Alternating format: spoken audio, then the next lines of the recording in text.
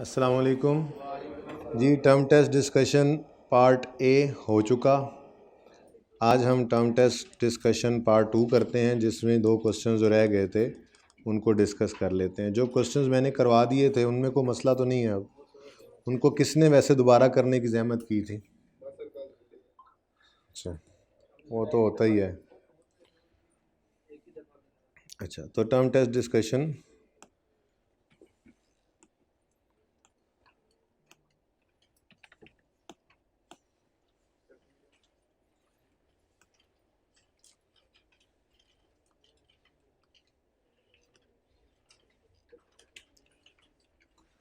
Pause करें जी ज़रा, पता नहीं इसको क्या होगा।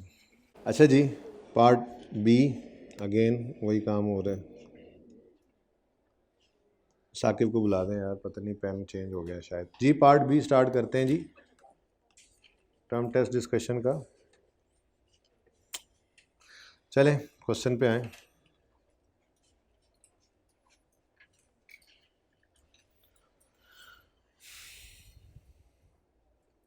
Question number 6, super pipes. Entries तो इसमें 3 ही थी, 3 या 4 थी, ठीक है। अब हम इसकी वर्किंग को कर लेते हैं, ठीक है जी। तसल्ली से, इत्मीनान से 15 मिनट 20 मिनट जितने भी लगें, और उसके बाद फिर एंट्रीज सोल्यूशन से देख लेंगे। इसमें थोड़ा सा टेक्निकल जो मामला था, वो टेक्निकल मामला कुछ इस तरह का था कि एसेट ख़रीदा था हमने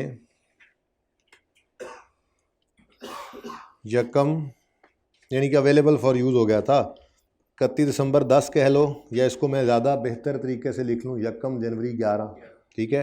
तो यकम जनवरी 11 पे हमने इसको ख़रीदा था।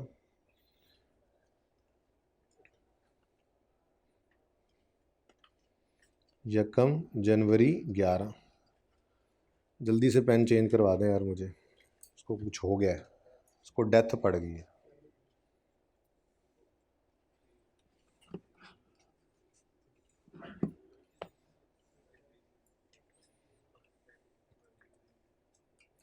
अच्छा जी, उसके बाद आपने इस एसेट को इस्तेमाल करना शुरू कर दिया, और पॉज करें।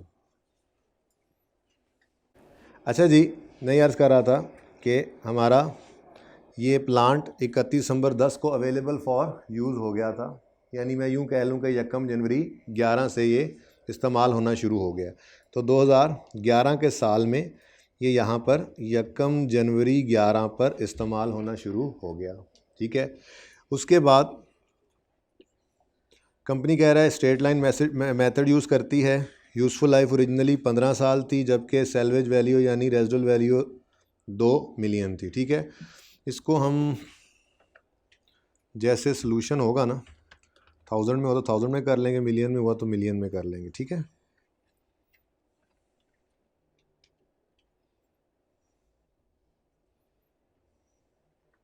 थाउजेंड्स में, ठीक है जी। तो 1000 में करते हैं। तो 2000 रुपये इसकी रेजिडुअल वैल्यू थी, ठीक है। Based on report of a professional independent valuer the plant was revalued on यकम जुलाई 2015। अब हमारा ईयर एंड ना असल में 30 जून वाला है, ठीक है ना। तो ये 30 जून 2011 को साल शुरू हो रहा है, ख़त्म हो रहा है यकम जुलाई 10 को जो शुरू हुआ था। तो अब इस तरह से हर साल 30 जून वाला है, ठीक है ना। तो 2012 भी गुजर गया, 2013। अब रिमेनिंग लाइफ ज़रा आसानी से निकल आएगी ना, इस तरह से मैं लिख रहा हूँ। एक बार थोड़ी सी मेहनत कर लेते हैं, फिर वर्किंग के अंदर मसला नहीं होगा, ठीक है। तो 2012, 2013, 2014, इन सब का मतलब क्या है? एंडिंग 30 जून, ठीक है ना। 30 जून 14, और 30 जून 15 भी आने दो, चल रहा है काम चल रहा है। और ये 15 के साल का एंड आया 2015 में, ये 30 जून 15 आया, और 30 जून 15 या यकम जुलाई 15 इसको कह लें। मैं इसको यकम जुलाई 15 भी लिख सकता हूँ, ठीक है, जो कि 16 वाले साल का पहला दिन है ना, ठीक है। उस दिन ये एसेट क्या हो रहा है? रीवैल्यू, ठीक है। तो यहाँ पे हमने परचेज किया था यकम जनवरी 2011 पर, और यहाँ पर रीवैल्यू हुआ पहली बार आके यकम जुलाई 15 पर, ठीक है। अच्छा, उसके बाद फिर फैक्ट्री क्लोज रही 1 अप्रैल से 30 जून 17 तक due to law and order situation, क्या करें, डेप्रिसिएशन रोक दें? डेप्रिसिएशन तो कभी नहीं रुकती थी चाहे एसेट आइडल पड़ा रहे, ठीक है, इसलिए इस पॉइंट को तो इग्नोर करेंगे, ठीक है, ये इग्नोर वाला है। आज इग्नोर वाला ना सांप बने हुए हैं इग्नोर वाले, है ना, सुबह से। दुआ करो लॉजिक का टाइम मिल जाए, ये 20 मिनट पेन ने ज़ाया किए हैं ना जो, क्योंकि जाहिर है वो दूसरों वालों को थोड़ा सा तो नुकसान हो ना। अभी लॉजिक इंशाल्लाह हम देंगे, सुन रहे होंगे ना जी। अच्छा, उसके बाद salary value has not change since its first estimate at the time of purchase, moreover it is not expected to change in future. यानी सवाल में जहाँ कहीं आपको रेजुअल वैल्यू इस्तेमाल करनी पड़े, खैर से 2000 ही है, ठीक है, जब जब जो मर्ज़ी होता रहे एसिड के साथ, ये 2000 ही रहनी है, ओके। अच्छा, ये तो कहानी हो गई जब से एसिड ख़रीदा था और जैसे जैसे चलता आ रहा है नॉर्मल। अब पहले पैरा के अंदर एब नॉर्मेलिटी थी, यानी आगे नॉर्मल सारा सवाल था, इधर गड़बड़ थी। क्या गड़बड़ है? SPL is a manufacturer of industrial products. On 1 जनवरी 20 one of its plants suffered a major breakdown. Indicator of impairment है जी, इंटरनल सही लेकिन इंडिकेटर तो है, इंडिकेटर ऑफ इम्पेयरमेंट। तो अगर कोई इंडिकेटर आ जाए तो इम्पेयरमेंट टेस्ट लगाते हैं, ऐसे ही है। अच्छा, वो देखेंगे किस दिन लगता है, लेकिन लगाना पड़ेगा, ब्रेकडाउन हो गया।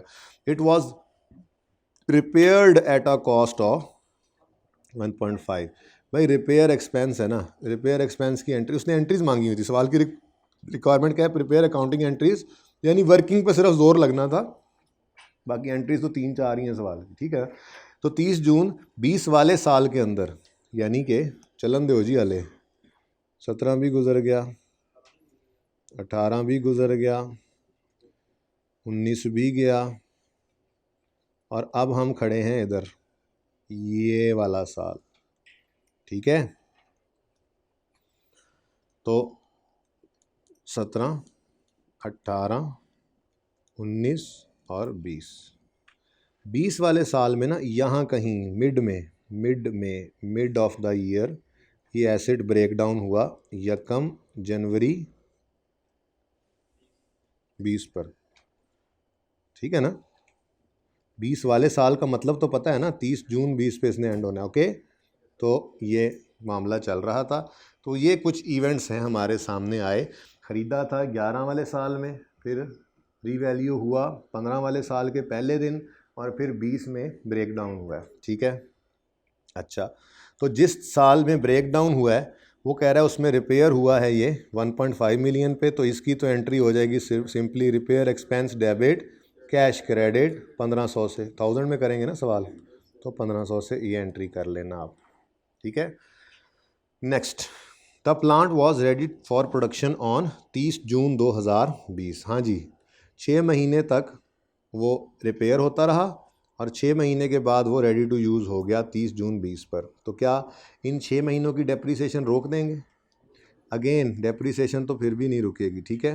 ये रिपेयर को इधर ले आओ, ये एंट्री रिपेयर एक्सपेंस डेबिट और कैश क्रेडिट 1500।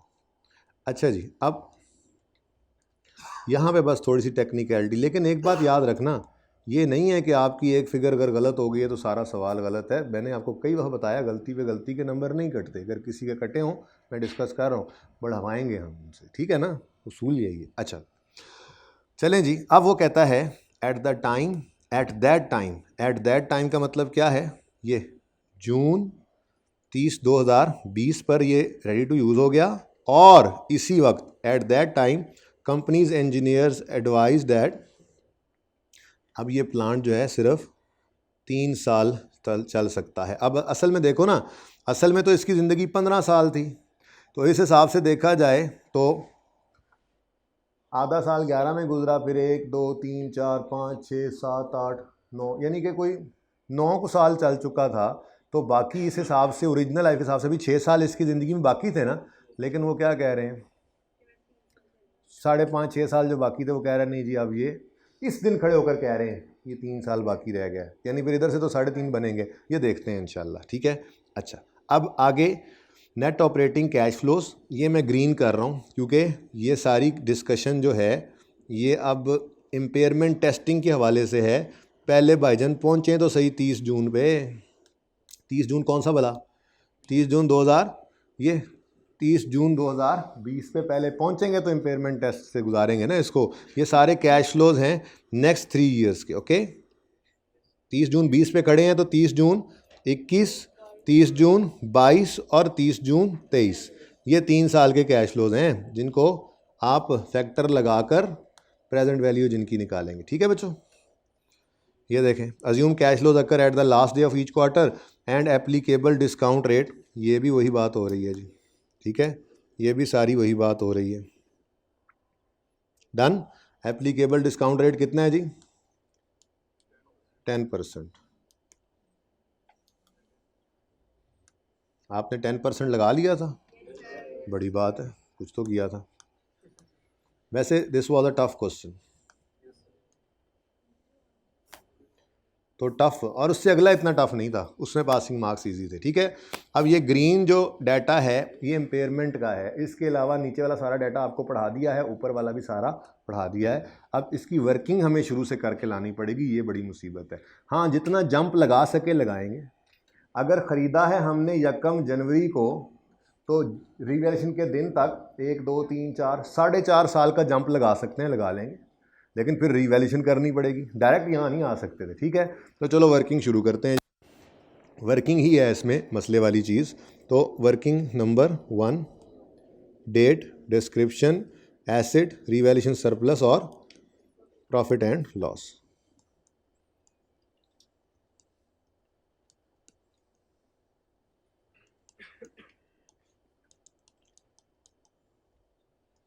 डिस्क्रिप्शन, इसको अगर आप थोड़ा तफसील से वर्किंग करेंगे ना, ठीक है। फिर एसिड का नाम क्या है? नहीं, प्लांट नहीं है उसका नाम, पौधा नहीं है, प्लांट। फिर रिवैल्यूएशन सरप्लस और प्रॉफिट एंड लॉस। ऊपर चूँकि टाइमलाइन काफ़ी लंबी थी तो हमें अच्छी खासी गुंजाइश मिल गई वर्किंग खुली डुली करने की है, ज़रा वर्किंग कैलकुलेशन वगैरह कर लेंगे जी। जी बच्चों, अब टाइमलाइन ऊपर बन गई या सुकून हो गया। 1 जनवरी 11 को, वरना उंगलियों पे गिनेंगे, आपने टाइमलाइन तो पर्चे में नहीं बनाया, आप तो उंगलियों पे गिन लिया होगा आप लोगों ने। ठीक है, अब कॉस्ट निकालनी है बच्चों, लेकिन कॉस्ट भी ज़रा ध्यान से निकलनी थी। प्लांट $8 लाख में ख़रीदा है, 1 जुलाई को वो पहुंचा था, उसके बाद इंस्टॉलमेंट वगैरह इंस्टॉलेशंस वगैरह होकर ये 1 जनवरी 20 को रेडी हुआ ना। ठीक है, तो वही मतलब 6 महीने इंस्टॉलेशन हुई और फिर 6 महीने बाद रेडी टू यूज़ हो गया। वो डेट्स देख लेते हैं, ठीक है ना। तो इस दिन $1 52 का था। ठीक है, इतनी को अकाउंटिंग आपको आनी चाहिए। वैसे तो FAR2 के अंदर जाके पूरा स्टैंडर्ड है फॉरेन एक्सचेंज के ऊपर, IAS 21 जो पढ़ेंगे, ठीक है ना। तो उसकी बात तो हो ही नहीं रही ना, तो ईयर एंड पर इस एसेट को हमने देखना है डॉलर्स की वजह से, ना कोई पेएबल की बात हो रही है। सिंपल सी बात है, अगर आप डॉलर्स के अंदर एक चीज़ बाय करेंगे तो आपने उसको कन्वर्ट करना हो तो उस दिन से मल्टीप्लाई करते हैं ना। मैंने $10 की चीज़ मंगवाई है, अब आप $10 की नहीं कहते होते, हम पाकिस्तानी तो बाहर जाके भी हम ज़रबे लगा रहे होते हैं, ठीक है ना जी। तो वही गए हुए हैं, हर चीज़ को मल्टीप्लाई कर रहे हैं, रुपये, हर चीज़ रुपये में निकाल रहे होते हैं। कन्वर्जन तो ये आप लोग हर एक कर ही रहा होता है, ठीक है। तो जिस दिन 1 जुलाई को ये पेमेंट हुई है, शिपमेंट के वक्त, eight the time of shipment payment was made, ऐसे ही लिखा हुआ है, उस वक्त $52 का $1 था। तो इसका मतलब हम 1000 में चल रहे हैं ना, ठीक है। अगर $800 हैं, ठीक है, और हर डॉलर $52 का है, तो बोलो 41600 रुपीज़ 41, क्योंकि मैंने मल्टीप्लाई किससे कर दिया इसको, रुपीज़ से, ऐसे ही है। तो 41600, ठीक है जी। अच्छा, अब अगली बात आती है, ये फाइनल कॉस्ट है या कुछ और भी डायरेक्टली एट्रीब्यूटेबल खर्चे ऐड हुए। उन्होंने आगे बताया है कि installation of plant was completed and plant was available for use at 31 दिसंबर। अच्छा, installation of other charges including installation cost amounted to 7 million, ये इंस्टॉलेशन कॉस्ट है और ये कंप्लीट हुई 31 दिसंबर को, इसीलिए तो मैंने वो 1 जनवरी 11 लिखा हुआ है, उसकी स्टार्ट की, यूज़ के स्टार्ट होने की डेट, ठीक है। तो इस एसेट की अगर कॉस्ट निकालें, डायरेक्ट ब्रैकेट में ही निकाल सकते थे कि आप पहले कह लें जी $800 है इंटू ₹52, ये बन गया आपका ₹41,600। ये रुपीज़ इन थाउजेंड में वर्किंग हो रही है, ठीक है। एंट्रीज़ के ऊपर लिख लेना क्योंकि एंट्रीज़ रिक्वायर्ड है ना, इस पर लिखने की ज़रूरत नहीं है। प्लस इसमें आप क्या करोगे 7,000, थाउजेंड में सवाल कर रहे हैं, 7,000। कॉस्ट कितनी आ गई 48,600। मैं साथ साथ ना सोल्यूशन में आपको नंबर भी दिखाता जाता हूँ कि ये फिगर निकालने के कितने नंबर थे। इसका 0.75 मार्क्स, ठीक है जी बेटा। जी सोल्यूशन फोटोकॉपियर पे रखवा दिया है। वैसे आप लोगों का ग्रुप है बना हो, नहीं तो मैं उसमें व्हाट्सएप भी वो बस इंशाल्लाह मंडे को वेबसाइट वाला काम वो कर देते हैं ना, फिर सुकून हो जाएगा। जी फोटोकॉपियर के पास तो है, ठीक है, लेकिन मैं चाहता हूँ कि ये सॉफ्ट में भी आपके पास हो, कॉपी कराना चाहो या ना कराना चाहो, जब मर्ज़ी हो। वेबसाइट पे होने का फ़ायदा तो ये है कि जब मर्ज़ी आप बैठे हुए रिवीजन कर रहे होगे तो जिस टेस्ट के ऊपर पहुँचोगे वो टेस्ट दोबारा अटैम्प्ट कर सकते हो, टेस्ट वाला सवाल, और फ़ौरन सोल्यूशन देख लोगे। तो इंशाल्लाह मंडे को करते हैं जी, सारे टेस्ट होंगे, सारे सोल्यूशन, सब कुछ होगा भाई। अभी वाले ही क्यों रखेंगे, बाद वाले, पहले वाले का मैं कब्र में लेके जाने, आप लोगों के लिए हैं, आप लोगों को ही अवेलेबल होंगे इंशाल्लाह, ठीक है। अच्छा जी, ये 0.75 मार्क्स सिर्फ इस एफर्ट के थे। ये तो सब बच्चों ने, कितने बच्चों ने निकाल लिया था, ये भी नहीं निकला था, वो हाथ खड़ा करें। तुम टेस्ट नहीं दिया था तुमने, खड़े हो जाओ, फिर भी खड़े हो जाओ ज़रा, 2 मिनट जज्बा खैर सगाली के तौर पे बैठ जाओ। अब इतनी मेहनत करके आए हो तो रिजल्ट मैंने जिस दिन देखना है उस दिन से भी बच्चों ने भी फिर खड़ा होना है, टाइम ही नहीं मिला असल में ना, तभी तो शाम में डिस्कशन कर रहा हूँ। चलें जी, चलें छोड़े जल्दी करें आप। अब 1 जनवरी 11 पे ये कॉस्ट, लेकिन हमने उस साल की एंट्री नहीं करनी, वरना करते तो प्लान डेबिट कैश वगैरह क्रेडिट करते, लेकिन नहीं करना, बस ठीक है। हमने तो सिर्फ इस साल की एंट्रीज करनी है 2020 की, यही रिक्वायर्ड है, ठीक है। चलो जी, अब यहाँ से जो एसेट चला तो 6 महीने 11 में, फिर 12, 13, 14, 15 पूरा चल के फिर इस साल के एंड के बाद अगले साल के पहले दिन ये रिवैल्यू होना है। तो मेरे ख्याल से तो हम इसको जंप लगवा के ले आते हैं 1 जुलाई 15 पे, उंगलियों पे गिने, इधर ना देखें टाइमलाइन पे, आपने कौन सा क्लास उधर पेपर में बनानी है, आप यूँ देखो 1 जनवरी 11 पर ये एसेट तैयार हो गया था। 11 वाले साल में 6 महीने, ये जहन में रखो, 6 महीने, 12, 13, 14, 30 जून 15 तक 4 साल, और 11 वाले 6 महीने 4.5 साल। अब हम डायरेक्ट जंप करके 30 जून भी लिख सकते हो, 1 जुलाई भी लिख सकते हो, आपकी मर्ज़ी है, ठीक है। लेकिन यहाँ पर क्या लिखोगे, डेप्रीसिएशन नहीं, एक्यूमुलेटेड डेप्रीसिएशन, ठीक है जी। तो एक्यूमुलेटेड डेप्रीसिएशन निकालने लगे हैं जी। कॉस्ट होती है डिवाइडेड बाय लाइफ, है ना, माइनस रेजिडुअल वैल्यू किसने करनी है, रेजिडुअल वैल्यू कितनी है जी 2000। उसने कहा था पूरे सवाल में ये 2000 ही रहेगी। कितने बच्चे ये भूल गए थे, कितने बच्चे रेजिडुअल वैल्यू माइनस की थी, हाथ खड़ा करें। नंबर है, नंबर मिल रहे हैं, हर स्टेप पे नंबर है, ये देखो हर स्टेप पे। ये डेप्शन निकालने का 0.25 नहीं, अदर कॉस्ट ऐड करने का, यानी इस पूरे 48,600 का पूरा 1 नंबर था, ठीक है, मैंने ब्रैकेट में कर दिया। जो ब्रैकेट में करे उसको भी मिलेंगे, जाहिर सी बात है। इस फिगर का 1 नंबर था, कैसे निकला वर्किंग शो करनी होती है, जिस तरह भी कर दो, ठीक है। फिर ये डेप्शन निकली 0.75 सिर्फ इसके मार्क्स। तो हर स्टेप पे मार्क्स मिल रहे हैं आपको, ठीक है, तो मुतमईन रहें जी। अच्छा जी, डिवाइडेड बाय कितनी लाइफ गिवन थी जी 15 साल, ओरिजिनल लाइफ थी 15 साल। अब ये तो 1 साल की डेप्रीसिएशन हुई, हमने तो डायरेक्ट जंप करके 4.5 साल के एंड पर आना है। तो बताओ जी डेप्रीसिएशन 13, ये कितने बच्चों ने निकाल ली थी। अब देखो इसका 0.1 नंबर है, तो नंबर पड़े होते हैं, मुश्किल सवाल में भी नंबर होते हैं, पासिंग मार्क्स मुश्किल सवाल के पास भी पड़े होते हैं। ज़रूरत होती है कि आप जल्दी जल्दी बाकी सवाल करके मुश्किल सवाल पे आएँ और अब उसका ड्यू टाइम उसको दें, वो भी आपको नंबर दे देगा कुछ ना कुछ, हाथ पाँव मारते रहो, ठीक है। अच्छा, 7 वाले को नहीं, तो 1 जुलाई 15 पर ये बुक वैल्यू आ गई कितनी 620, ठीक है। मेरे ख्याल में बुक वैल्यू निकालने का नंबर नहीं रखा हुआ, और लिखना चाहिए था। बुक वैल्यू भी तो कॉन्सेप्ट है कि कॉस्ट में से एक्यूमुलेशन माइनस की, खैर चलो कोई बात नहीं, थोड़ा सा जी 34,620। अच्छा चले, अब ये एसेट रीवैल्यू हो रहा है, वही पुरानी कहानी भाई, कोई नई चीज़ नहीं है, ठीक है। एक लाइन खाली छोड़ेंगे और रीवैल्यूड अमाउंट लिख लेंगे। तो 1 जुलाई 15 पर रीवैल्यूड अमाउंट जी। अब सवाल की तरफ चलते हैं। तो सवाल ने क्या कहा था, यकम जुलाई 15 पर 45 बिलियन पे चला गया रीवैल्यू होकर, और बाकी कुछ भी चेंज नहीं हुआ, यानी लाइफ टोटल चेंज नहीं, और रिमेनिंग तो हम निकालते ही होते हैं, ठीक है ना। तो 45,000 मिलियन में है ना, 45,000 जी, 45,000, तो 10,300 तुसी का ये रीवैल्यूएशन सरप्लस आ गया, ठीक है जी। इस दिन लो जी, रीवैल्यूएशन सरप्लस आ गया, मुबारक हो।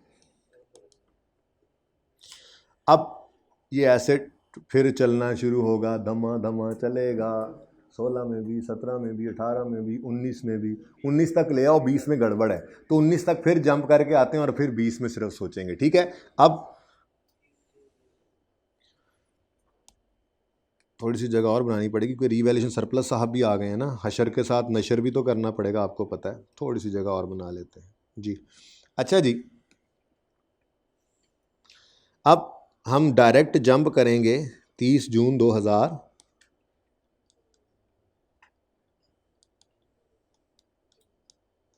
जी, 30 जून 2019 या 19, ये 30 जून 19 है, जो कि हमारे साल का पहला दिन होगा यकम जुलाई 19, और हमारे साल का आखिरी दिन होगा 30 जून 20, ठीक है ना। ओके, तो यकम जुलाई 19 या 30 जून 19, जो मर्जी लिख लो, ठीक है।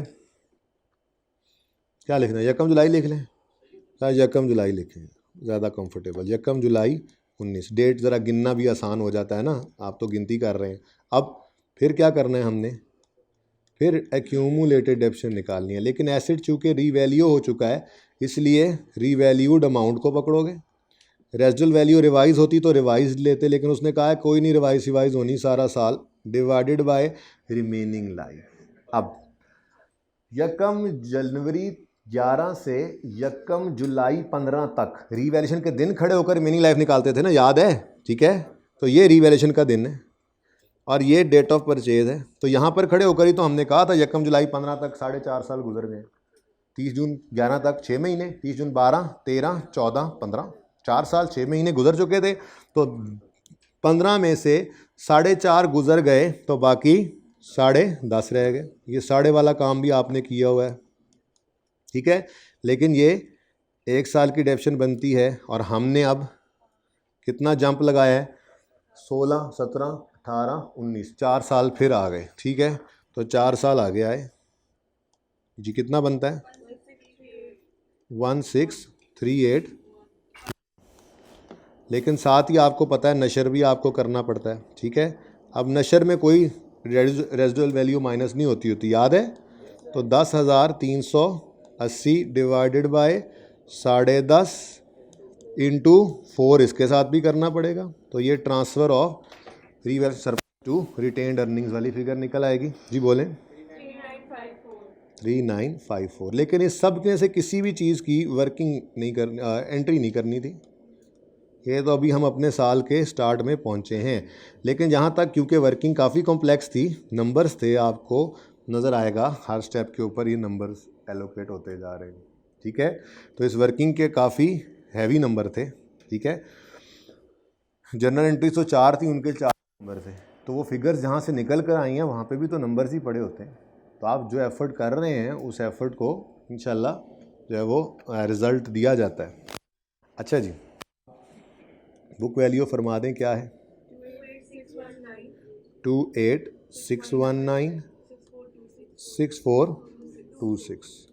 अच्छा बच्चों, अब यहाँ तक वर्किंग आ गई, यहाँ तक कुछ भी मसला नहीं हुआ आपको, ठीक है।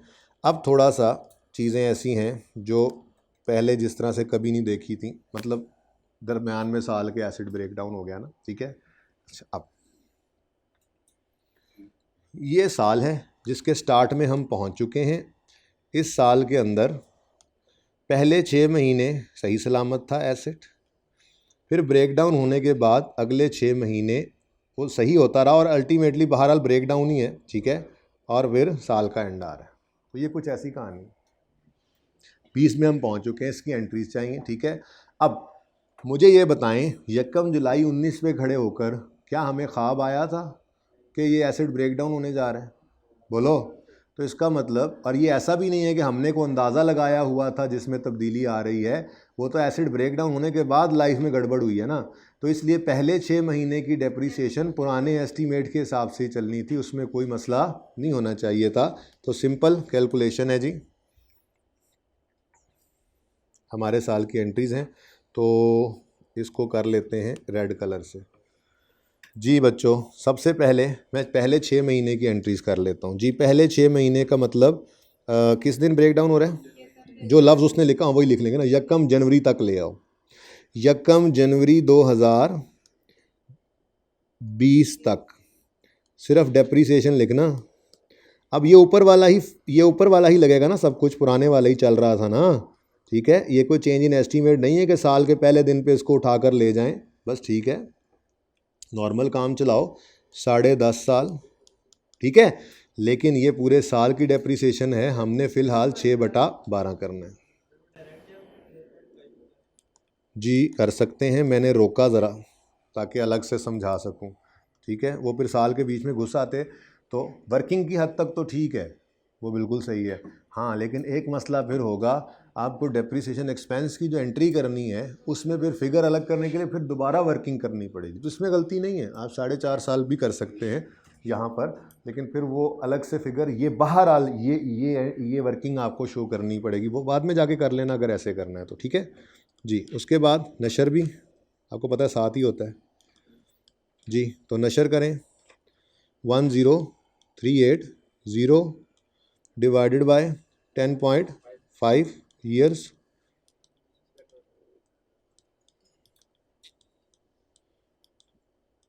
इंटू 6/12, ठीक है। जैसा हशर वैसा नशर जी। बोलें, 2048 की डेप्रिसिएशन की चार्जिंग करोगे।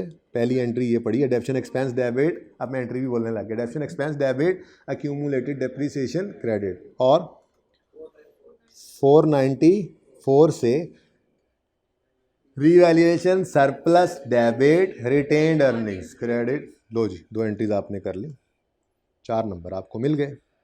अच्छा, अब मैं तो कहता हूं दोबारा बुक वैल्यू निकालने की ज़रूरत ही नहीं है, निकाल भी सकते हैं क्योंकि बहरहाल चेंज तो करना ही है। ज़बान, अच्छा ज़बानी में फंसोगे जी। 1 जनवरी 20 पर बुक वैल्यू निकालो। अब एसिड इस दिन ब्रेक डाउन हुआ है, इस दिन की बुक वैल्यू निकाल लो। बोलो भाई, 2571 और 5932, ठीक हो गया जी। अब एसिड टूट गया तो टूटने के बाद 6 महीने तक रिपेयर होता रहा। यही है ना, plant was ready for production on 30 जून। पहले कहता है रिपेयर हुआ 1.5 मिलियन का, और फिर कैपेसिटी रिड्यूस हो गई है जी।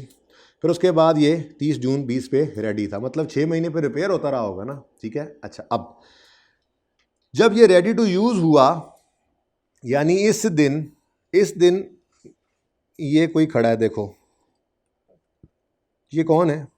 ये मिस्टर ई है, मिस्टर इंजीनियर है। ये कौन है? मिस्टर इंजीनियर है। और इसने प्लांट को देखकर कहा, इस दिन खड़े होकर कह रहा है कि अभी ये 3 साल मज़ीद चलेगा। 21, 22, 23। वैसे तो हमारा अभी ये एसिड 5-6 साल और चलना था ना, मतलब अब खुद ही देख लेना कितना, 15 साल रहते थे ना, तो 15 में से यहाँ तक वो गुजर गए थे, वो कोई 7, 8, 9 साल होंगे, जो भी थे। बहरहाल रिमेनिंग 3 नहीं था। गिन लो 6 महीने, 1, 2, 3, 4, 5, 6, 7, 8, 8.5, तकरीबन 9, 9.5 साल चला था। तो अभी 5, 5.5 साल रहती थी लाइफ, ठीक है। 6, 5, 5.5, 6 साल रहती थी लाइफ, लेकिन अब कम होकर कितनी रह गई है? 3। ये 3 मैं कहना चाह रहा हूँ कि ये हमारे इंजीनियर्स कह रहे हैं कि रिमेनिंग लाइफ 3 ईयर्स है। 3 ईयर क्या है जी? Remaining life. ये रिमेनिंग लाइफ किस दिन खड़े होकर बता रहे हैं ये? बोलें। और बोलने में तो कोई हर्ज नहीं है, बोलने पे कौन से नंबर कट जाने हैं।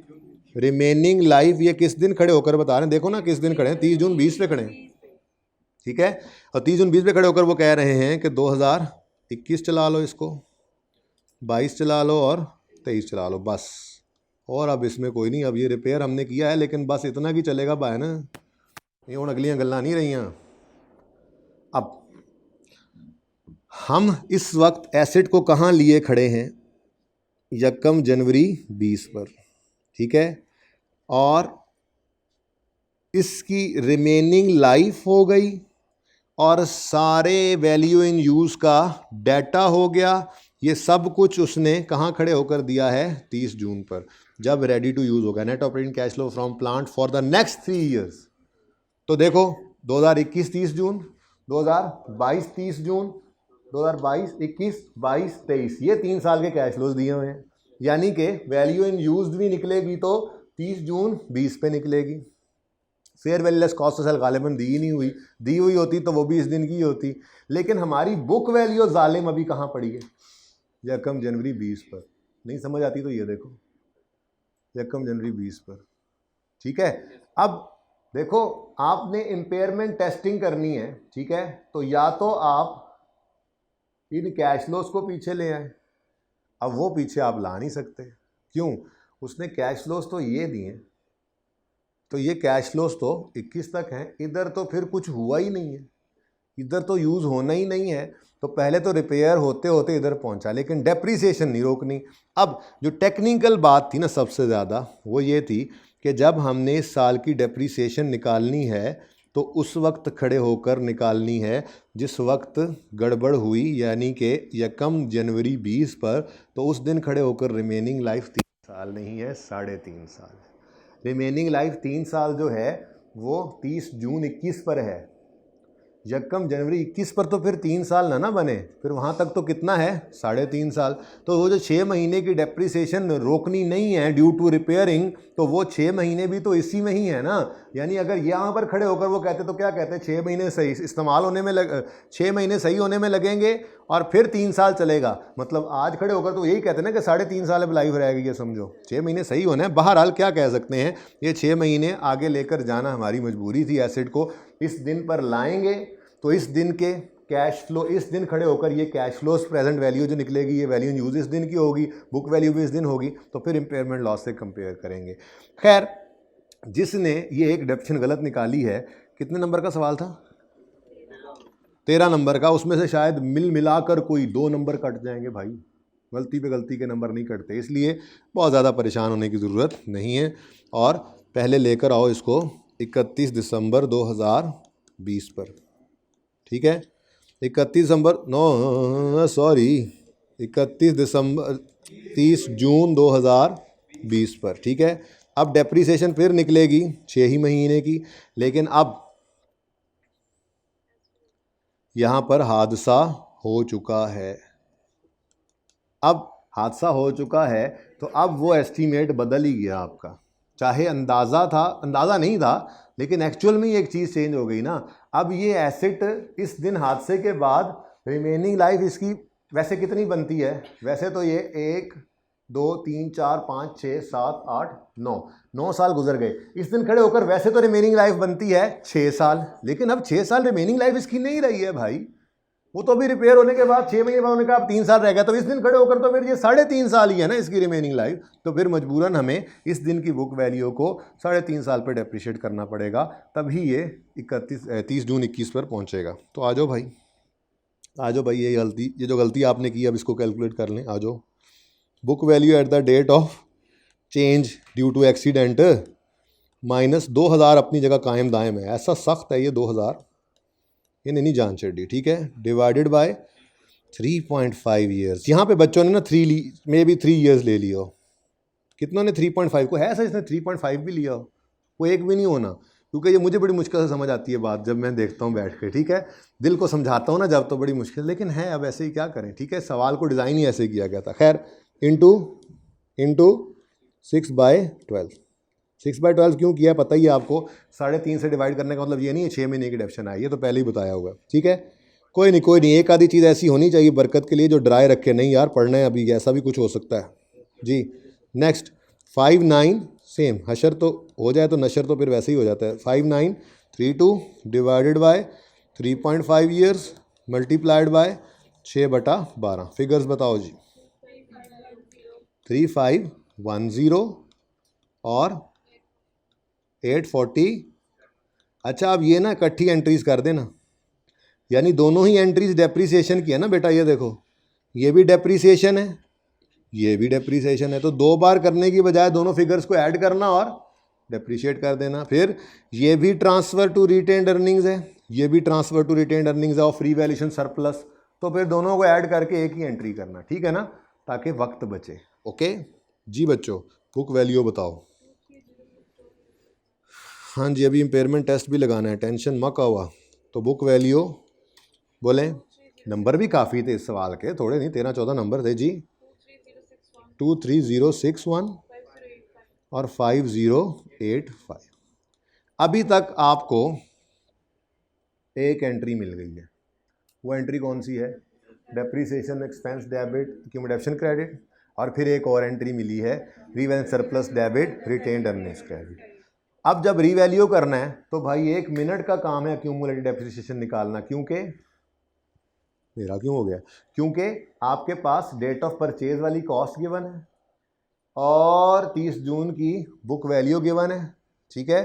तो इसी दिन आप कंपेयर करके एक्यूमुलेटेड डेप्रीसिएशन निकाल सकते हो, लेकिन वो रीवैल्यूएशन होती तो ट्रांसफ़र करते हैं ना। 30 जून 20 पे रीवैल्यूएशन नहीं हो रही, इस दिन हमने गुजारना है इसको इम्पेयरमेंट टेस्ट, ठीक है। अब अगर इम्पेयरमेंट टेस्ट हो रहा है एक ऐसे एसेट पे जिसके पास प्रीवियसली रीवैल्यूएशन सरप्लस पड़ा है, तो याद करें आपको कहा था सेम ट्रीटमेंट होता है उसका वैसे ही जैसे रीवैल्यूएशन लॉस आने पर पहले वो सरप्लस को खाता है और फिर इस तरह से, ठीक है। तो भाई वर्किंग करते हैं, वर्किंग नंबर 2, इसमें हम इम्पेयरमेंट टेस्टिंग करेंगे। इम्पेयरमेंट टेस्ट में आप दो चीज़ें कंपेयर किया करते थे। नंबर 1 बुक वैल्यू, जो कि हमें वर्किंग 1 से अवेलेबल है। अब देखो ना, अब बुक वैल्यू भी किस दिन आ गई है? 30 जून 2020 पर। वैल्यू एंड यूज़ भी इसी दिन खड़े होकर निकलेगी, फ्यूचर कैश फ्लोज को इस दिन पे ले आएंगे, ठीक है ना जी। तो बुक वैल्यू कितनी है? 23061, ठीक है। अब दूसरी चीज़ होती है रिकवरेबल अमाउंट, और रिकवरेबल अमाउंट होती है जी, हम निकाला करते थे higher of number 1 fair value less cost to sell, और दूसरा वैल्यू इन यूज़। अब वैल्यू इन यूज़ ना भाई मैं नहीं निकाल रहा, पता ही है आपको, सोल्यूशन से देख लेते हैं। क्या करेंगे यार, ये फ्यूचर कैश फ्लोज है ना, ये देखो, तो इनको प्रेजेंट वैल्यू पर लेकर आना है, तो इतना सिंपल काम है। अब टाइम बचाते हैं। ये वैल्यू इन यूज़ निकली हुई है, ये 2000 अभी भी जमा हुआ है। उसकी वजह यह है कि लाइन ही आखिर में उन्होंने ऐसी लिख दी थी कि भाई जो मर्जी होता रहे। अच्छा टाइमलाइन बनी हुई है वैसे, आपस की बात है, मैं वहाँ पे प्लॉट तो कर सकता हूँ ना, प्रेजेंट वैल्यू वहाँ से उठा लेंगे, ठीक है।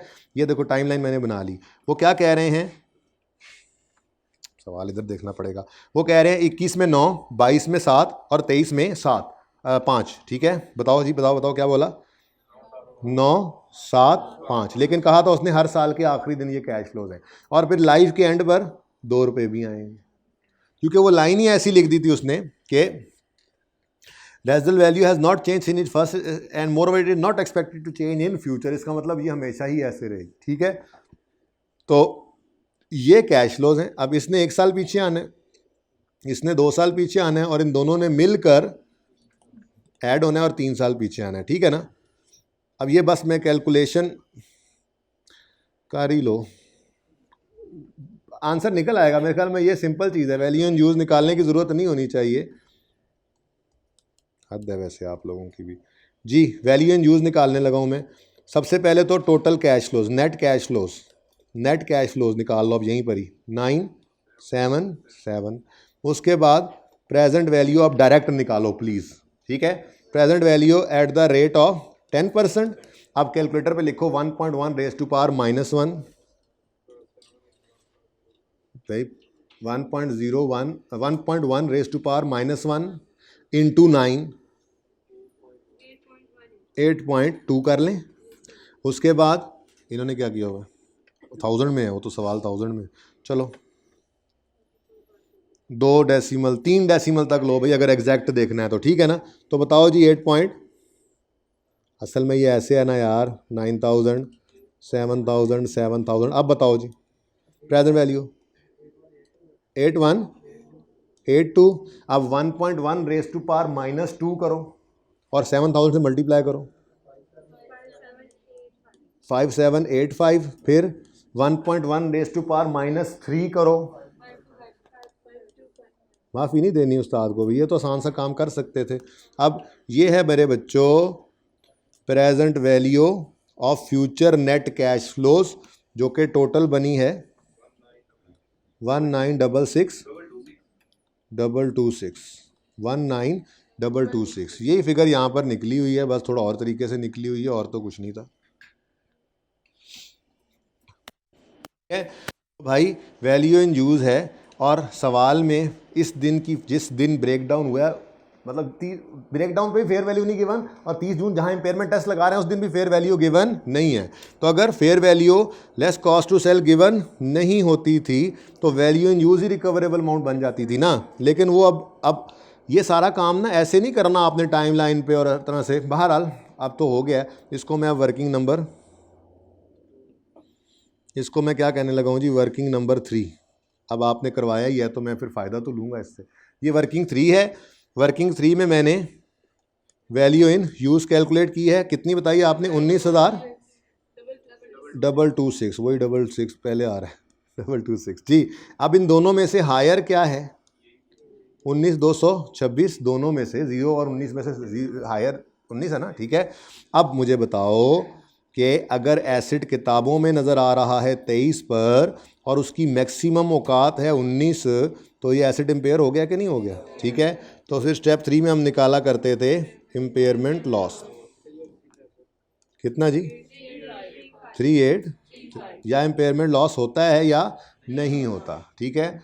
इम्पेयरमेंट गेन का कोई कॉन्सेप्ट नहीं है। हाँ, रिवर्सल ऑफ इम्पेयरमेंट लॉस हमने पढ़ा हुआ है, पर वो भी reversal of previously booked loss ही होता है। तभी तो एक रूल नीचे बनाया था, याद है, कि हमने रिकवरेबल अमाउंट को लेना है लोअर ऑफ के पता नहीं हायर ऑफ, याद है, वो रिवाइज करोगे तो याद आ जाएगा, ठीक है। अब ये 3835 का इम्पेयरमेंट लॉस है। अब अगर इम्पेयरमेंट लॉस पहले निकल आया है तो यार कोई मसला नहीं है, उसी को पहले लिख लेते हैं, क्या ख्याल है। 30 जून 2020 पर इम्पेयरमेंट लॉस आ गया कि नहीं आ गया, ये वर्किंग 2 से आ गया है ना, तो इसको पहले लिख लो, वर्किंग 2 से आया है 3835। अब जब इम्पेयरमेंट लॉस आता था तो याद है आपको कहा था वो पहले जाकर सरप्लस को खाएगा, लाइक रिवैल्यूएशन सरप्लस। तो ये एक टफ क्वेश्चन था जिसने आपको तंग करना था। तो किस बच्चे ने इसको सबसे पहले शुरू किया था, अनलकी वंस कौन से हैं, ये अनलकी वंस ही होते हैं जो सबसे मुश्किल सवाल को सबसे पहले हाथ डाल दें। आसान सवाल देखो कैसे अच्छे अच्छे, स्टेटमेंट इक्विटी का सवाल ऐसे ऐसे ऐसे, बोरिंग कॉस्ट का सवाल ऐसे निकल जाना था बिल्कुल, ठीक है। रेक्टिफिकेशन का एक सवाल बिल्कुल ऐसे निकल जाना था, एमसीक्यूज इजी थे, ठीक है। फिर आना था नोट वाले सवाल पे। नोट वाला सवाल भी अच्छा था, मतलब वो थोड़ा सा लेंथी होता है, चीज़ें ज़्यादा होती हैं लेकिन नंबर भी ज़्यादा होते हैं, उसको आधा पौना घंटा लगा के कर सकता है बंदा, वो बड़े नंबर दे जाता है।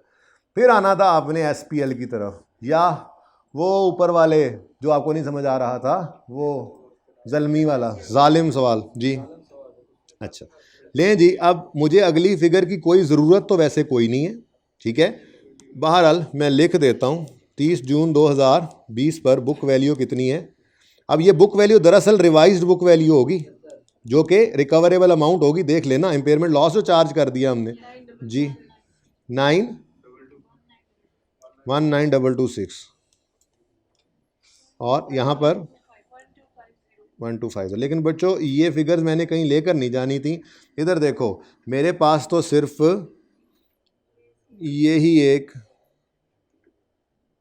चीज़ थी निकलने वाली। तो देखो एक एंट्री, हाँ एक एंट्री वो जो मैं भूल रहा हूँ, इस साल में रिपेयर भी हुआ था, तो एक एंट्री ये हो गई, दूसरी एंट्री डेप्रीसिएशन की, तीसरी एंट्री रीवैल्यूएशन सरप्लस की ट्रांसफ़र की, चौथी एंट्री तो ये भी कर ही दें, अब इतना कुछ हो गया तो अब यहीं पर ही ये भी भड़का ही दें। प्रॉफिट एंड लॉस में कुछ भी नहीं गया था जी, क्योंकि सरप्लस ही इतना था, उसी को खाया इम्पेयरमेंट लॉस ने। ठीक है, तो पहली एंट्री आपने की repair expense debit cash credit, कितने से था जी?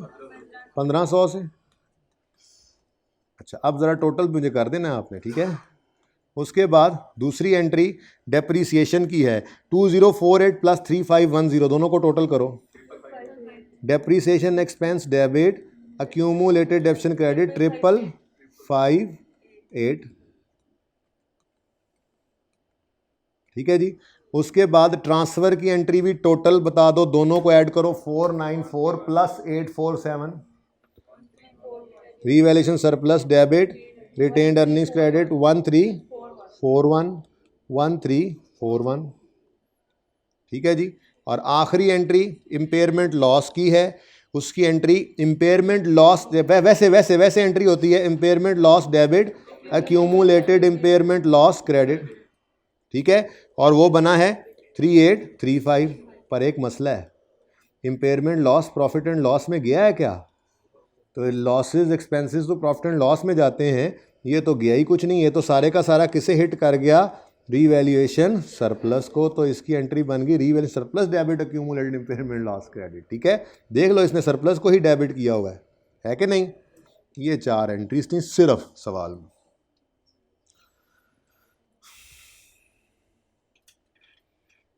ऐसा करें, पहले ये वर्किंग लें,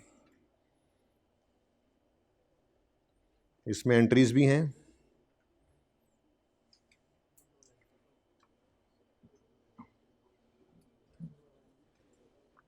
इम्पेयरमेंट टेस्ट की अलग से वर्किंग कर लेना ना।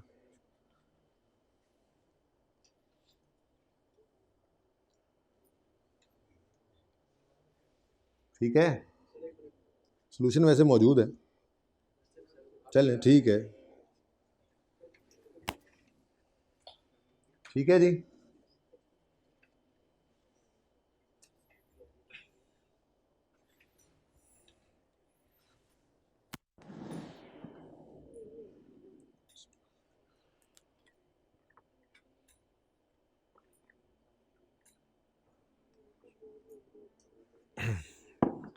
कैसा लगा सवाल?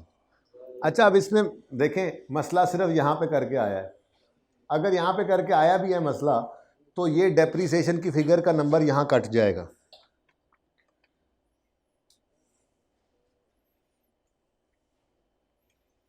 ये सवा 0.75 और 0.5, ये मार्क यहाँ कट गया बस। उसके बाद जब आपने जाके यहाँ पर एंट्री पास, ऊपर एंट्री पास की है ना, ये एंट्री तो आपने ठीक पास की है, उसमें बस आपकी फिगर एक गलत निकल आई, कोई बात नहीं, उसका वहाँ पे 1.25 नंबर कट चुका है। अब यहाँ पे इस एंट्री का नंबर पूरा मिलेगा जो आपने 6 महीने की डेप्शन निकाली है, ठीक है ना। तो इसलिए अगर वो फिगर किसी गलत भी है तो असल क्या है, बिल्कुल सवाल को हाथ नहीं डाला, समझ ही नहीं आया। इस किस्म के बच्चे प्रॉब्लम में जाते हैं, जो फाइट करके आता है सवाल के साथ, पासिंग मार्क्स, सवाल मुश्किल से मुश्किल भी उसको दे देते हैं, ठीक है। तो बी कॉन्फिडेंट, फाइटर बने, फाइटर। ये टाइमलाइन तो किसी ने नहीं बनानी।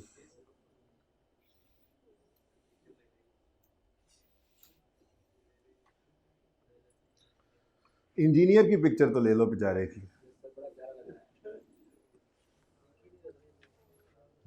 ये इसीलिए तो प्यारा लग रहा है, दिख नहीं रहा, दिख जाए तो।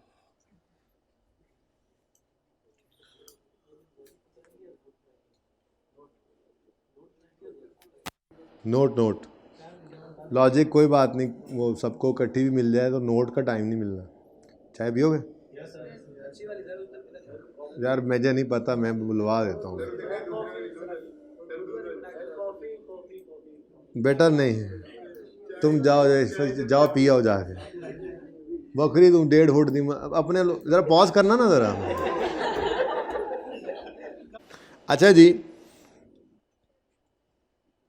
बड़ा बुरा असर किया इसका मैंने पॉज करा के। अच्छा जी, ओ जी, पिक्चर इसकी इंजीनियर की तो आ गई थी, ये वर्किंग 2 की पिक्चर रहती है।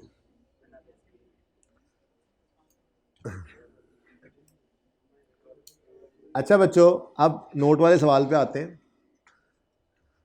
बस लॉजिक भी इंशाल्लाह देखते हैं, अभी डिस्कस करते हैं। वो जो सुन रहे होंगे इंतज़ार में होंगे हैं।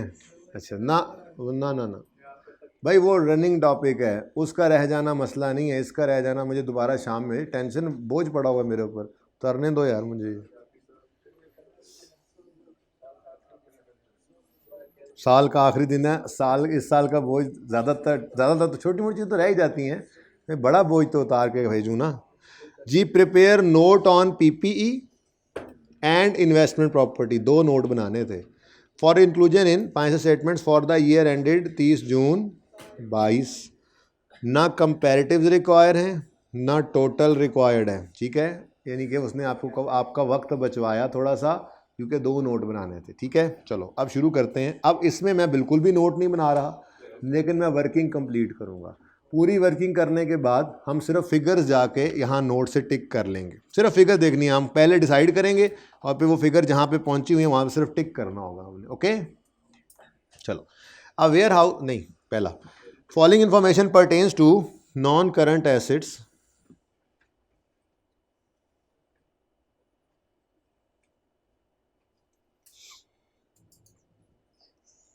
अच्छा जी, following information pertains to non current assets of Ghazi limited. GL purchased a manufacturing plant for 340। अच्छा एक बात बताऊं, ये जो पहला एडजस्टमेंट है ना, ये रिसेंट टाइम का सवाल है आई कैप का, ये पहला एडजस्टमेंट, और क्या अल्लाह भला करे उस सवाल का नाम था IS 16 में वो पियानो लिमिटेड। ये बिल्कुल सेम बात ही थी, बिल्कुल सेम बात थी। अगर आपको याद हो तो रेजिडुअल वैल्यू उसमें भी बदल रही थी at the date of revaluation. तो हम रेजिडुअल वैल्यू को उठा के साल के पहले दिन लाते थे। नहीं याद तो मैं सवाल दिखा दूं, और फिर रीवैल्यूएशन पहले चेंज एस्टीमेट से हम लेकर आते थे। ये सवाल अल्लाह करे मैंने सॉल्व भी यहाँ किया हो, काश, वैसे मुझे लगता है वो मैंने बोर्ड पे सॉल्व किया था, लेकिन सवाल तो सामने हो कम अज़ कम। कितने हुए पियानो, वो ये रहा देखो, ये यहाँ पे लिखा भी था साल किसी भी दिन अज्यूम करना है, साल के पहले दिन। ये देखो जब रेजिडुअल वैल्यू बदली थी तो हमने कहा था 31 दिसंबर पे रीवैल्यू बाद में करेंगे, पहले ये दिसंबर 16, ये 16 वाले साल के पहले दिन इस एस्टीमेट को चेंज करके चेंज एस्टीमेट से डेप्शन निकालो, फिर रीवैल्यू करो। कुछ याद नहीं भी है तो सवाल कर लेना अब जाके। अच्छा खैर, हमने तो अब इस सवाल में करना ही है ये काम, तो काम है मुझसे, हाँ काम है, पॉज करें। GL purchased manufacturing plant of for 340 million on यकम जनवरी 2021। ये रेंड है हमारा, एक तो 30 जून बड़ा तंग करता है, 30 जून 22। अच्छा तो यकम जनवरी 21 से पहले 30 जून 21 पे ये एंड हुआ होगा, 6 महीने बाद फिर 30 जून 22 पे पूरा अगला साल एंड होना है और फिर कुछ होना है। अच्छा ऑन दैट डेट, उस दिन नोट बनना है। ऑन दैट डेट यानी खरीदा जिस दिन, plant had an estimated useful life and residual value of 13 साल and 60 million respectively. The residual value, the revalued amount and residual value were as follows. और फिर 30 जून 20 पे गड़बड़ है भाई। पहले चलो इधर देखो, 2 साल ही हैं हमारे सामने, तो इस सवाल में तो आसानी ये है कि 2 साल ही हैं, ठीक है। हमने नोट बनाना है 30 जून 2000, ज़रा बताना 30 जून 2022 पे, नहीं मैं देख लेता हूँ सर, खुद देखे ना, हमने तो पेपर फेंक पकोड़े रख के खा लिया था उससे, तो आपने पिछली दफ़ा दिया था टेस्ट में पकोड़े रख के खा लिए थे उस पर तो जी। 30 जून 2022 छोड़ के क्यों आए थे आज, क्यों छोड़, हर वक्त आपके पास होने चाहिए। जब एक बार आपको तो 1-2 सफ़े हैं बैग के अंदर हो, चुप चुप। 30 जून केड़ा है हूँ दसो, 22, ठीक है। इस दिन खड़े होकर हमने नोट बनाना है, और यकम जुलाई 22 हमारे साल का पहला दिन होगा, लेकिन हमने ये एसेट ख़रीदा है इधर पिछले साल में, किस दिन, यकम जनवरी 21। यहाँ 21 आएगा जी, ओके ले। अच्छा जी, अब पहले 6 महीने तो सुकून से गुजर जाएंगे ना। ये 30 जून 21 पर तो हम इस एसेट को पुराने एस्टीमेट के हिसाब से लेकर चलेंगे। वो तो 22 वाले साल में, 2022 वाले साल में गड़बड़ होनी है जाके, 2021 वाले साल में तो चैन है। अब वर्किंग शुरू करते हैं। Working number 1। Date, description, acid, acid का नाम क्या है?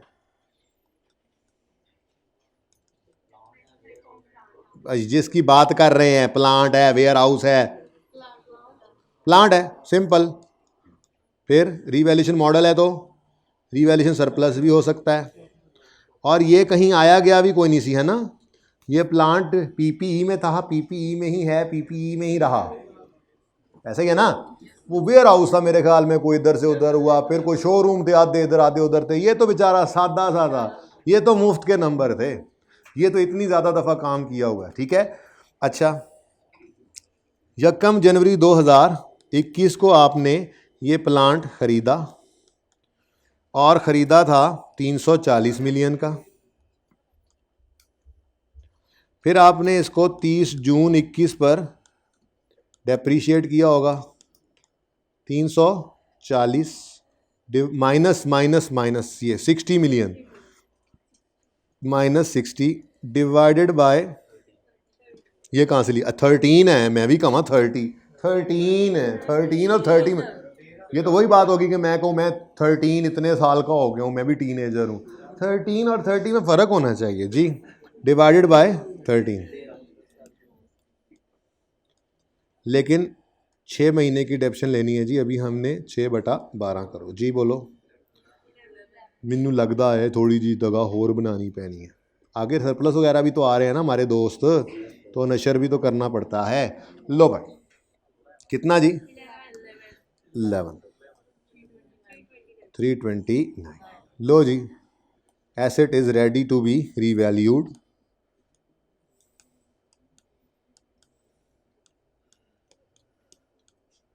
ठीक है, अब 30 जून 21, जिसका मतलब 1 जुलाई 21 भी है, ये साल का पहला दिन है, ठीक है। और हमारा एसेट, वो उसने ना असल में ये लाइनें पहले पढ़नी, सवाल पूरा पढ़ते हैं ना, ये लाइनें तो हम किधर गया, वो जो पॉलिसी जहाँ लिखी हुई थी, ये याद तो, अच्छा मैं भी कहूँ अलग। कॉस्ट मॉडल यूज होता है सब्सिक्वेंट मेजरमेंट के लिए सारे प्रॉपर्टी प्लांट इक्विपमेंट के, एक्सेप्ट प्लांट जिसको रिवैल्यूएशन मॉडल पे रखा हुआ है, ये उन्होंने बता दिया था, प्लांट रिवैल्यूएशन मॉडल पे है, ठीक है। बाकी सब जो भी होंगे इधर वो कॉस्ट मॉडल पे। नेक्स्ट, नहीं ये नहीं पढ़ी थी लाइन परिचय में, अच्छा मैंने कहा ये बच्चे हंस रहे। फिर maximum possible amount is transfer to retained earnings, वो जो हम करते हैं। फेयर वैल्यू मॉडल यूज होता है for all investment properties, simple, ठीक है। अब रीवैल्यूएशन मॉडल पर है ये प्लांट, लेकिन रीवैल्यूड अमाउंट्स जो हैं वो गिवन है ईयर एंड की, तो इसका मतलब ईयर एंड की रीवैल्यूएशन हुई ना, तो बोलो। अच्छा, अब 30 जून 21 पर लेकर जाओगे तो रीवैल्यू होगा, लेकिन जैसे ही 30 जून, तो ये पहले साल ही रीवैल्यू हो गया, सुबहान अल्लाह। अब क्या करें जी, फिर कौन सा एस्टीमेट लें, कौन सा एस्टीमेट लें, बोलो।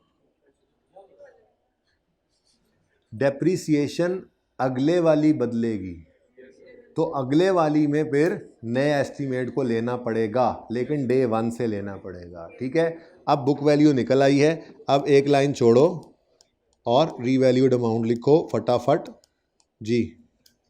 30 जून लिखा हुआ है ना उन्होंने, तो हम भी 30 जून ही लिख रहे हैं जी। रीवैल्यूड अमाउंट जी, बोलें।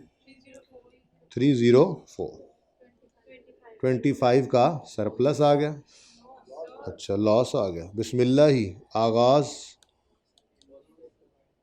अंजाम, अंजाम, अच्छा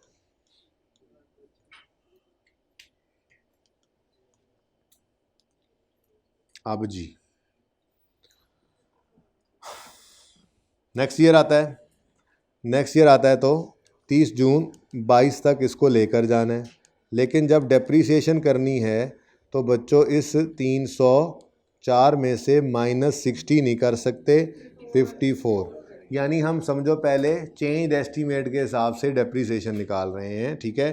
तो -54 डिवाइडेड बाय, क्यों,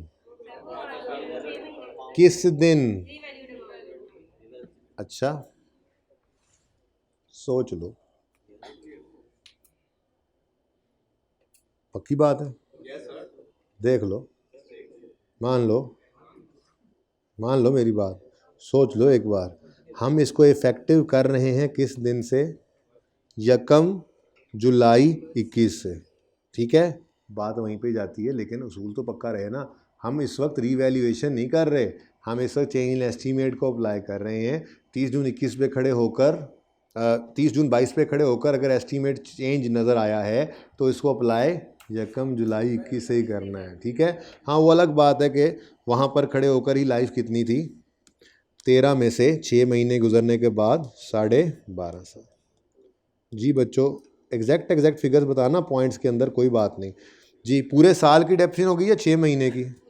पूरे साल की बताओ। एग्जैक्ट 20? अच्छा, अब कितने बच्चों ने यहाँ पर 304 ज़रा नीचे लाओ जी, कितने बच्चों ने यहाँ पर पुराने वाला रेजिडुअल वैल्यू लेकर 60 लेकर डेप्रिसिएशन निकाली थी? कोई एक भी नहीं? एक भी था? ज़रा निकालो आंसर क्या आता है? हैं 23? अच्छा चलें जी बच्चों, बुक वैल्यू बताएं और नशर तो कर लें। लॉस है चाहे, नशर तो करना है ना, पता है आपको। 12.5 यस जी, ट्यू एग्जैक्ट +2 जी, 284 और 23 नेगेटिव। बस इससे आगे जाना है? रीवैल्यू तो करना है ना। ये एंड रीवैल्यूएशन है, 30 जून 22 पर एक लाइन खाली छोड़ी और रीवैल्यूड अमाउंट लिख ली। सिर्फ ना टाइम लगता है वर्किंग्स करने में। वर्किंग एक बार हो जाए, फिगर उठाई, फटाफट लिखी, नोट तैयार, ठीक है? लेकिन पहले फॉर्मेट बना लिया करो ताकि टाइम नेड़े लग जाए तो कुछ ना कुछ तो वहाँ डाल ही दो जी। अब रीवैल्यूड अमाउंट कितनी हो गई है जी? 30 जून 2022 पर, ठीक है? तो 315 जी। सरप्लस आ गया, कितना सरप्लस है? 30। इतना सरप्लस आया कि सारे लॉस को रिवर्स कर गया और 8 का सरप्लस ही बच गया। बस कर दो अब, बस कर दो अब, बहुत हो गया जी बेटा। मैंने ना इसको वर्किंग में नंबर दिए नहीं है, सुनो जी बेटा, मेरी बात सुने। मैंने वर्किंग बात पूरी नहीं सुनी आप लोगों। मैं कह रहा हूँ मैंने इसमें वर्किंग पे नंबर नहीं दिए, लेकिन वर्किंग में से फिगर्स निकल के जहाँ गई हैं वहाँ पे उसके नंबर है ना। अब देखो, सिर्फ यहाँ से क्या फिगर निकली है? रीवैल्यूएशन। ये प्लांट की रीवैल्यूएशन है, करो वर्किंग 60 की बजाय, हाँ भाई 54 है। सोल्यूशन है, आई के को सोल्यूशन नहीं, मेरा सोल्यूशन है। 60 नहीं लिया, 54 लिया, क्या हुआ? पहले तो ये गड़बड़ बताओ ना। नंबर तो बेटा मैं बताता हूँ कि कैसे ऊपर गए हैं, ठीक है? हाँ भाई, क्या हुआ? एस्टीमेट चेंज साल के आखिरी दिन भी पता लगे तो इफेक्टिव करते हैं साल के पहले दिन से। देखें, आई कैप का सोल्यूशन ना बहुत शॉर्ट होता है। ये सोल्यूशन मैंने बड़ी तफसील से बनाया, इसमें एक एक चीज़ लिखी हुई है, ठीक है ना? अब ये सोल्यूशन आपके सामने है, आपने और मैंने अभी वर्किंग करवाई है, ठीक है? हमने 60 को इस्तेमाल किया, क्या सही किया? पियानो वाले सवाल को अभी दिखा कर ला रहा हूँ। एक छोटी सी अजम्पशन आपको याद करवाई थी, वो दोबारा पढ़ते हैं। अब दिखा के भी लाया हूँ वैसे जी। अज्यूम करो ईयर एंड 31 दिसंबर 20 है। अगर एस्टीमेट चेंज 1 जनवरी 20 पर है तो फिर तो 1 जनवरी 20 पर ही लोगे। अगर एस्टीमेट चेंज कोई बात नहीं, खैर है, कोई बात नहीं। नंबर एक ही बार कटेगा, ऊपर कटेगा, शक्लें ना बनाओ जी। अगर ड्यूरिंग 20 लिखे तब भी 1 जनवरी 20 है, और अगर एस्टीमेट चेंज 31 दिसंबर 20 पे भी है तो लेकर किस दिन आना है? अब इस सवाल को भी दिखाया कि ये देखो, ये असल में ना इसमें फ़र्क क्या है, इसमें और ईयर के सवाल में फ़र्क क्या है? इसके अंदर पहला साल कुछ नहीं हुआ था, 1 जनवरी 15 को ख़रीदा था, 16 वाले साल के एंड पे गड़बड़ थी, तो 15 वाले साल में ये 60 इस्तेमाल हो गया था, 16 वाले साल में ये 60 इस्तेमाल नहीं किया था, एंड पे पता लगा था 16 के साल के स्टार्ट पर ही उस नए वाले को लाए थे। अब जो इस सवाल के अंदर एडजस्टमेंट आई तो उसने पहले ही साल खरीदते ही एंड पर रीवैल्यूएशन करवा दी और एंड पर रेजिडुअल वैल्यू चेंज करवा दी। तो उसूल तो ये फॉलो करना था ना कि पियानो वाले सवाल का रट्टा दिमाग में लगाना था। ठीक है, तो बड़ी सिंपल सी कैलकुलेशन थी, आपने 60 को सिरे से क्या करना था, इग्नोर। माना कि जब एसिड खरीदा था तो उसकी रेजिडुअल वैल्यू 60 लग रही थी, लेकिन जब डेप्रिसिएशन कैलकुलेट करने की बारी आई तो पता लग गया ना कि अब 54 है। तो जब पता लग गया है तो फिर 60 वाली गलत डेप्रिसिएशन क्यों कैलकुलेट करें।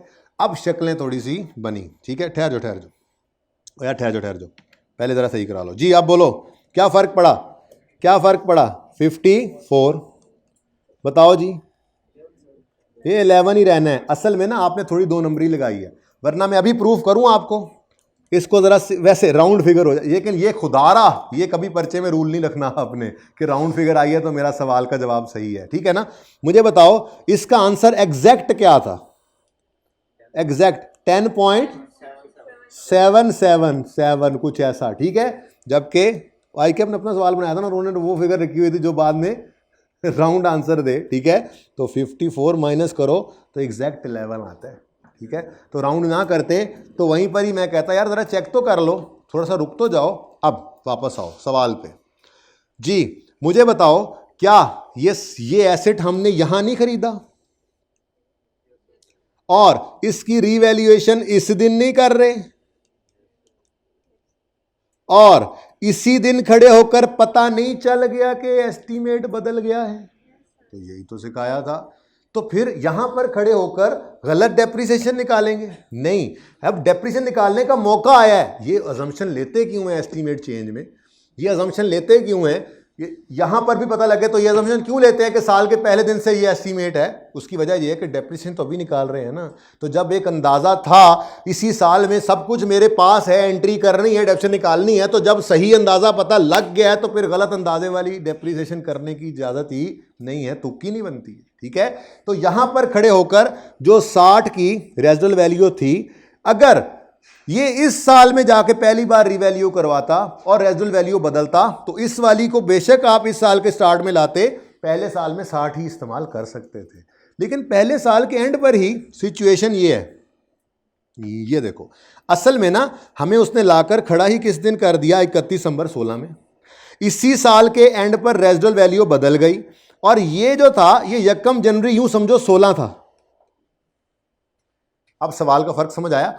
16 के स्टार्ट में कह रहा है 60 की रेजिडुअल वैल्यू है और एंड में कह रहा है 78 है। तो स्टार्ट वाली को क्या करना था, इग्नोर, क्योंकि साल के एंड पे पता लग गया ना सही अंदाजा क्या है।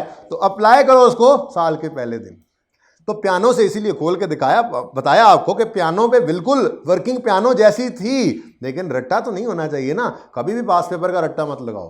पियानो वाले सवाल के अंदर क्या था, पियानो वाले सवाल के अंदर पहला साल चैन था, साल के एंड पे कोई एस्टीमेट नहीं बदला था, तो पुराना साल था 16 वाला साल, इसके हिसाब से हमने कैलकुलेशन कर ली। जब हम गए 16 में नहीं आने, 15 था 15 वाले साल में सब कुछ कर लिया। अब 15 गुजर गया, अब एंटर हुए 16 में, पूरा 16 गुजर गया।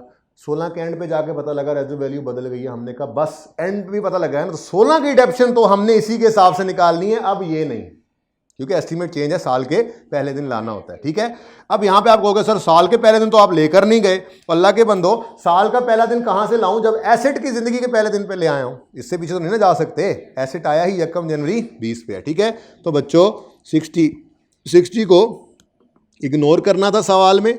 उसकी वजह यह थी कि पहले ही दिन क्या हो गया था, एस्टीमेट चेंज, पहले ही दिन मतलब पहले ही साल के एंड पे, तो वो पहले ही दिन हम लेकर आए, तो पहले ही दिन क्या एस्टीमेट हो गया 54। इसका मतलब 60 तो फिर ऐसे ही था। ठीक है, तो IK ने अपनी ही एडजस्टमेंट पुराने दिए सवाल की रिपीट की, लेकिन थोड़ी सी फनकारी के साथ। ठीक है, जिसका आप शिकार हुए। जी बच्चों बोलो, इसको 54 को मैं रेड कर रहा हूं। अच्छा, इतना कम फर्क था कि राउंडिंग में जो चल रहा हो उसको समझ इधर नहीं लगनी थी, हाँ आगे जाके शायद थोड़ी सी लग जाती। ठीक है, लेकिन IK ने आंसर के नंबर थोड़े ही देने हैं, उसने वर्किंग देखनी है। इसीलिए मैं कहता हूं जो आंसर निकले उसकी वर्किंग शो करो, चाहे जहां मर्जी करो भाई, लेकिन वर्किंग शो होनी चाहिए, पता उसको कि ये फिगर कैसे निकली है। ठीक है जी, बोलो 54। ये 54 पे स्टार लगाया और लिखो अपने पास, हमने यहां पर लिखा हम 60 को इग्नोर करेंगे क्योंकि 30 जून वाला साल है, क्योंकि 30 जून 21 पर हमें 54 का पता चल गया था।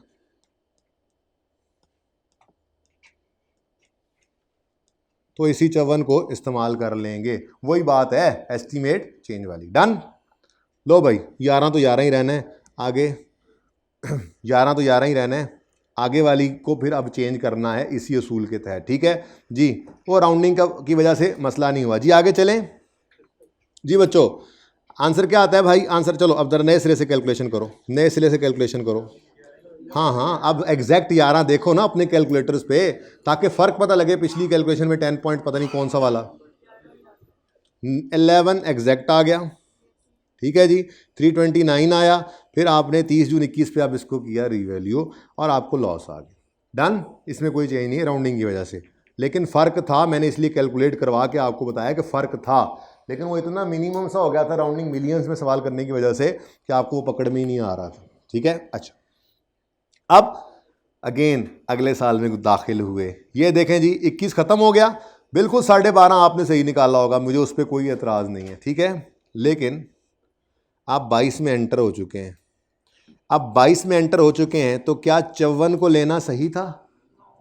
ठीक है, तो कौन सी फिगर लेनी है? 44। ठीक है, तो फिर इसको 1 जुलाई 22 पर लेकर आए। इधर खड़े होकर पता लग गया आपको, ये देखो, अब यहां खड़े होकर पता लग गया कि रेड यहां खड़े होकर पता लग गया कि रेजर्व वैल्यू कितनी है 40, यहां पे क्या कितनी थी 45, अब क्या 54, अब क्या इस 54 को लिए चलें? नहीं, पता लग गया ना डेप्रिसिएशन कैलकुलेट करने के मौके पर ही ईयर एंड पे कि एस्टीमेट बदल गया है, तो इसको साल के पहले दिन पर लेकर आएंगे। तो डेप्रिसिएशन कैलकुलेट करते हुए जी बोलो 44, ये स्टार ज़्यादा हो गए, इसको फिलहाल मिटा दो, किसी और कलर से लगा लेंगे। ये स्टार बेसिकली यही है, अब बस उसको बदल लेंगे आप, हम 60 की वजह क्या लिख देंगे यहाँ पे, हम 54 को इग्नोर करेंगे और 44 को इस्तेमाल करेंगे, क्योंकि 30 जून 22 पर हमें 44 का पता चल चुका है, तो उसको साल के पहले दिन पर लेकर आना। डन, चलो जी बताओ अब 21, शुक्र है कोई एक फ़र्क तो आया 21, और ये तो ऐसे ही है जी 280। अच्छा राउंड तो नहीं कर रहे? राउंड ना करो बेटा, वरना फिर बुक वो सोल्यूशन के साथ मैच नहीं करेगा तो आपको लगेगा वो गलती है। ठीक है ना, अभी तक कोई राउंडिंग नहीं हुई, यहाँ तक कोई राउंडिंग नहीं हुई, ऐसा ही है, यहाँ तक कोई राउंडिंग तो नहीं हुई। क्लियर बताना है। वजह यह है कि सोल्यूशन को देखो ना, कितने वे सोल्यूशन जो है वो 1 डेसिमल शो कर रहा है, लेट मी सी, कहीं पे 2 नहीं है, 1 डेसिमल, हर जगह 1 डेसिमल। ये क्या है? अल्लाह हाफिज है, ऐसी कोई चीज़ नहीं है। ठीक है, तो 1 डेसिमल है, तो आपने कम से कम 1 डेसिमल तक शो करना है जी। अब बताओ 20.8, ताकि वहाँ से मैच कर जाए। अगर मैंने वहाँ पर बच्चों ना किया होता ना, उसको राउंड कर दिया होता, तो फिर मैं आपको राउंड करने देता, ठीक है ना, लेकिन फिर राउंड कर देता तो वो फ़र्क नज़र ना आता, जो फ़र्क आपको अब नज़र आ रहा है। इधर देखो, ये 11.0 से जो 1 डेसिमल तक चला होगा उसको यहाँ पर नज़र आया होगा 10.7, या उसने राउंड करके 10.8 कर लिया होगा, लेकिन 11 नहीं होगा। ठीक है ना, तो इसलिए मैंने ये 1 डेसिमल तक यूज़ किया है सोल्यूशन में। ओके, वैसे मसला नहीं है, कैलकुलेशन सही हो, राउंड करके आप 11 लिख रहे हो, कोई मसला नहीं, वो मसला नहीं है। कैलकुलेशन इस तरफ 54 यूज़ हुआ हो, 60 इस्तेमाल ना हुआ हो। ओके, कैलकुलेशन शो करोगे तो नंबर मिलेंगे। ओके, अच्छा जी, चलें जी, बताएं जी 283 नहीं, ये क्या बुक वैल्यू 283.2 आ गई। अब मुझे बताओ 315 पर ले गए तो कितना आया?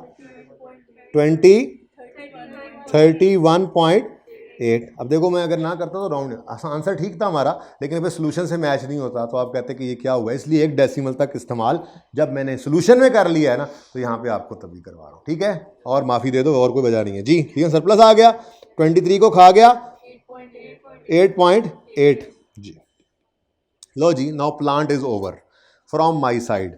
अब अगली बात मुझे बताओ, प्लांट के लिए कौन सा साल नोट का रिक्वायर्ड था? यकम जुलाई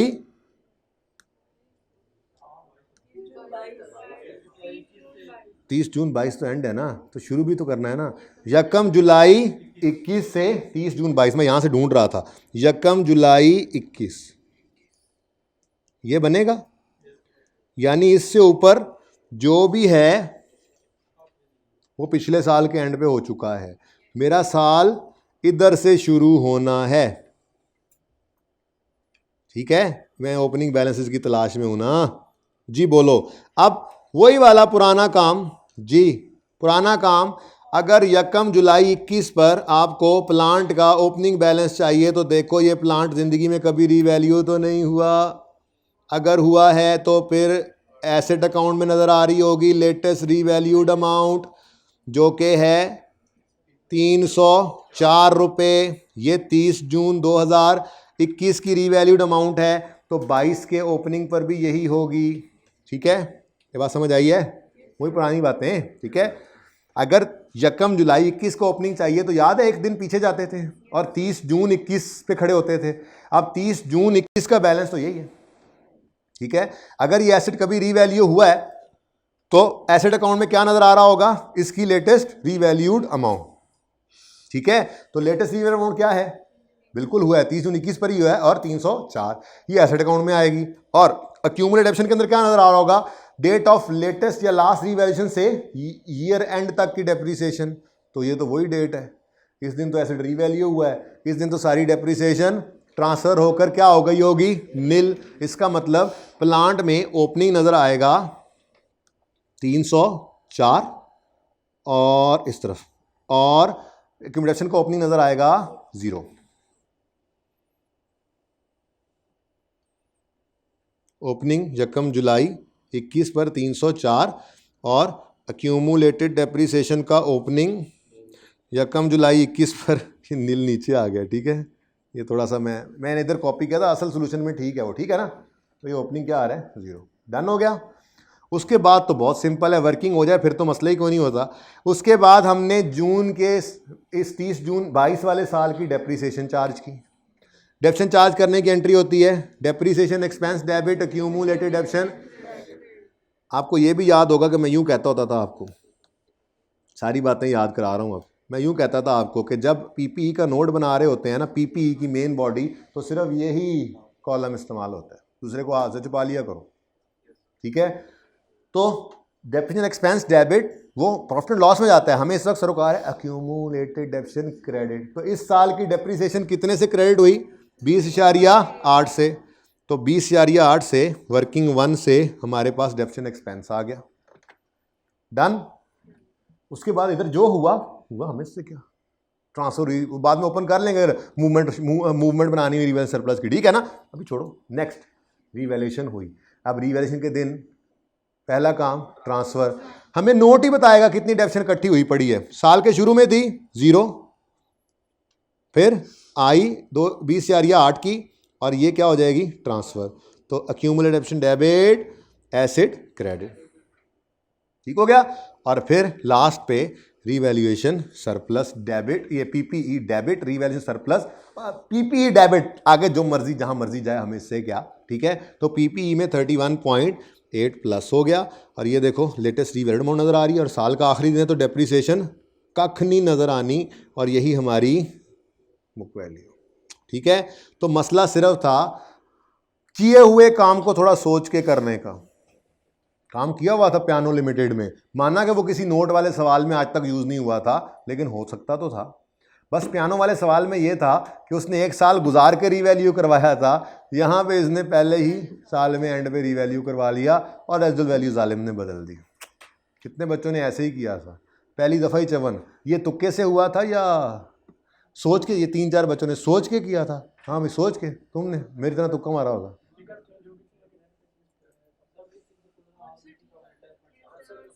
वो तो राउंडिंग जो कर दी होनी है सब ने। हाँ नंबर तो कटेगा, एक एक एक नंबर। अच्छा जी आगे बढ़ते हैं, जल्दी करें। अच्छा जी उसके बाद मैं तो कहता हूँ सारा ही फटका दें।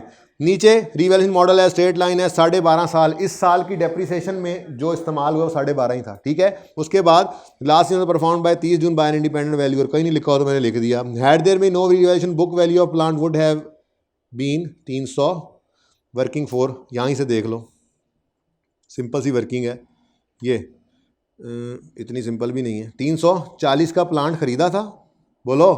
अब क्योंकि एस्टीमेट बदला है ना, एस्टीमेट बदला है, तो कॉस्ट मॉडल वाली बुक वैल्यू निकालते हुए भी इसका ध्यान रखना था ना भाई।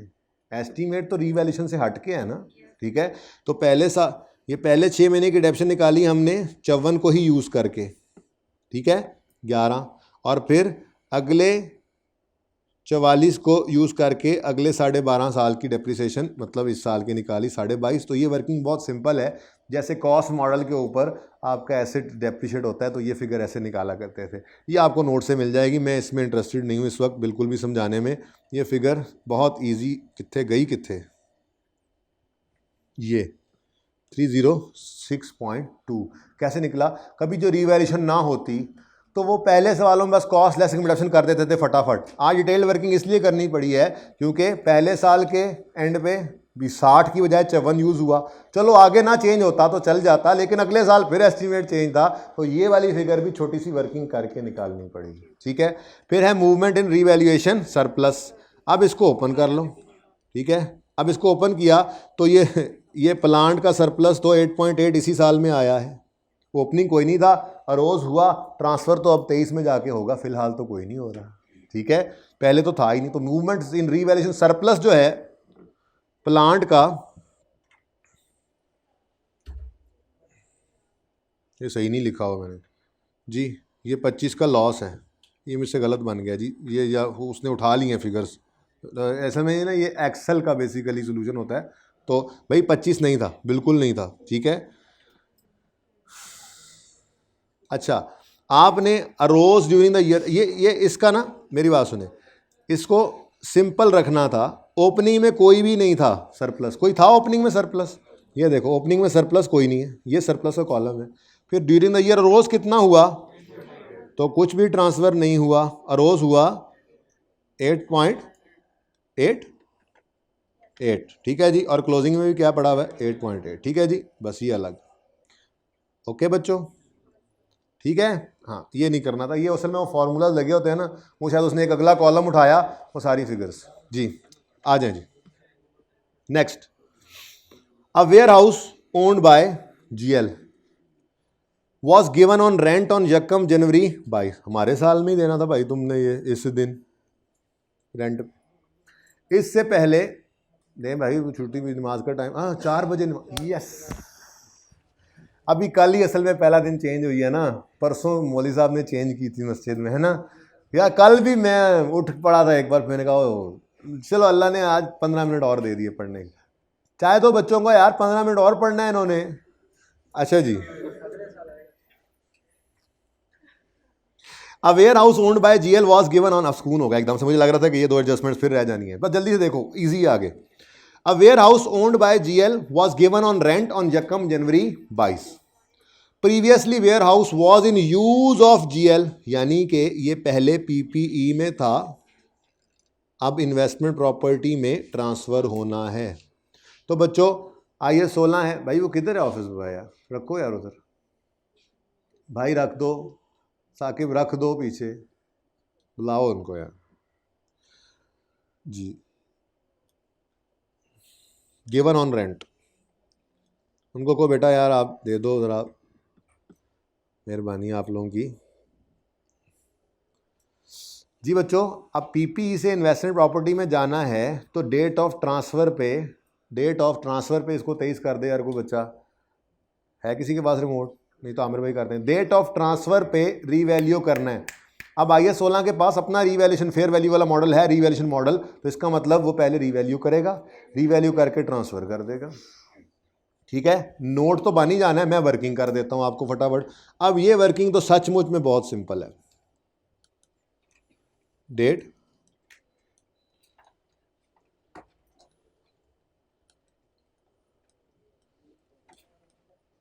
डिस्क्रिप्शन, असल में ना ये कॉस्ट मॉडल वाला था ना, तो पहले कोई मसले मसाइल नहीं होने, बस रीवैल्यू करके उसी दिन ट्रांसफर टू इन्वेस्टमेंट प्रॉपर्टी। ठीक है, तो वेयर हाउस, वाइट हाउस में बोल देना आप लोग, warehouse, revaluation surplus, profit and loss. जी, किस दिन खरीदा पता नहीं, आगे कह रहा है, पहले तो भी कह रहा है ना कि रेंट पे इस दिन, इस लाइन में लिखो था रेंट पे दिया यकम जनवरी 22 को। Next, the warehouse was acquired by GL on यकम जुलाई at a cost of 200 and is back. ओ यार, रिड्यूसिंग बैलेंस मेथड आ गया, कोई बात नहीं, कोई बात नहीं, शुक्र है आगे चलाना नहीं है। वैसे मैंने आपको revaluation by reducing balance method नहीं ना करवाई हुई। हाँ, एक एग्जांपल है छोटी सी, मैंने देखना है वो रहती होगी तो बहुत आसान है। वैसे रीवैल्यूएशन वैसे ही है, बस मेथड और डेफिनेशन ही बदलता है। लेकिन मज़े की बात है कि इसने आगे चलना कोई नहीं था ना, ये डेफिनेशन होकर जिस दिन रीवैल्यू होना है तो रीवैल्यू होकर उस दिन ट्रांसफ़र हो जाना है, इसलिए टेंशन कोई नहीं थी जी। तो ख़रीदा किस दिन था? यकम जुलाई 19 पर। कॉस्ट थी इसकी 200 मिलियन, को और चीज़ तो नहीं ऐड होने वाली, बस फेयर वैल्यूज ही गिवन जी। कॉस्ट थी इसकी 200 मिलियन। उसके बाद ये ट्रांसफ़र हो रहा है यकम जनवरी 22 पे, तो इसका मतलब 30 जून, पहले तो इसकी ज़िंदगी में 30 जून 20 ने आना है। Depreciation very simple, depreciation rate rate rate rate 10% जी। पहले साल तो बुक वैल्यू यही है ना, रेजल वैल्यू होती भी तो इग्नोर करते जी। 20 180, देखो ये तो सब नहीं सही कर लिया होगा इंशाल्लाह, तो पूरा नोट सही करने का कहा किसने, तो बस आधे से ज़्यादा सही हो जाए हर सवाल, बेहतरीन पास जी। बुक वैल्यू, उसके बाद 30 जून 21 आना है इसकी ज़िंदगी में, बिल्कुल आना है, इसके बाद ही तो ये जा रहा है 30 जून 21 पर। डेप्रीसिएशन, अब रिड्यूसिंग बैलेंस है तो 180 का 10% 18 और 162, ये बुक वैल्यू 30 जून 21 की। अभी भी जान दो, यकम जुलाई 21 से 31 दिसंबर कितने गया 21 तक ये चलना है। उसके बाद आना है यकम जनवरी 22, तो 6 महीने बनते हैं। ओके जी, तो डेप्रीसिएशन 162 का 10% इंटू 6/12 जी 8.1। लो भाई, बुक वैल्यू बताओ। यकम जनवरी 22 पर बुक वैल्यू है 150.9। ठीक है, मेरा दोस्त आया है, कैसा है? 153.9। लो भाई बच्चों, पागल खानों, ये बुक वैल्यू है। इस दिन हमने इस एसेट को ट्रांसफ़र करना है इन्वेस्टमेंट प्रॉपर्टी में, तो पहले क्या करना है? रीवैल्यू। ठीक है, तो यकम जनवरी 22 पर एक लाइन खाली छोड़कर हमने फेयर वैल्यू लिख लेनी है। रीवैल्यूड अमाउंट ही लिखूंगा मैं, तो ठंडी हो गई है तो ले जाओ भाई, इधर चाय पकड़ाते जाओ बच्चों को, पॉज करें ज़रा। अच्छा जी, रीवैल्यूड अमाउंट, अब इस दिन वो फेयर वैल्यू ही है ना, गिवन है। उन्होंने कहा था वेयर हाउस की fair values on various date, यकम जनवरी 22 जिस दिन ट्रांसफ़र हो रहा है 206 है, तो लाओ जी 206 पे 206 लिखा, रीवैल्यूएशन सरप्लस आ गया जी। कितना? 50.1, इसको इधर लिखो, डन जी। अच्छा, अब ये बच्चों इसी दिन हो गया ट्रांसफ़र टू इन्वेस्टमेंट प्रॉपर्टी।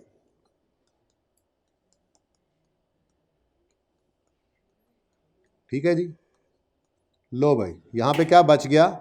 0।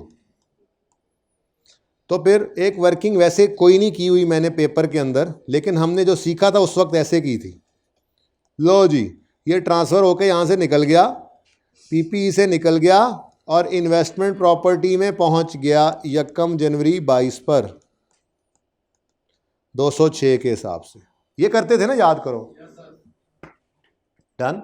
अब ईयर एंड आया, ईयर एंड आपने देखा 31 जून 2022 है, आपने देखा जी फेयर वैल्यू इस दिन कितनी हो गई है 214। तो फेयर वैल्यू 214 है। कौन कौन रह गया वो हाथ खड़ा कर दे, साकिब देख लें। कोई नहीं रह गया जी। 30 जून 2022 में ही रह गया हूँ बस। कितना जी 200।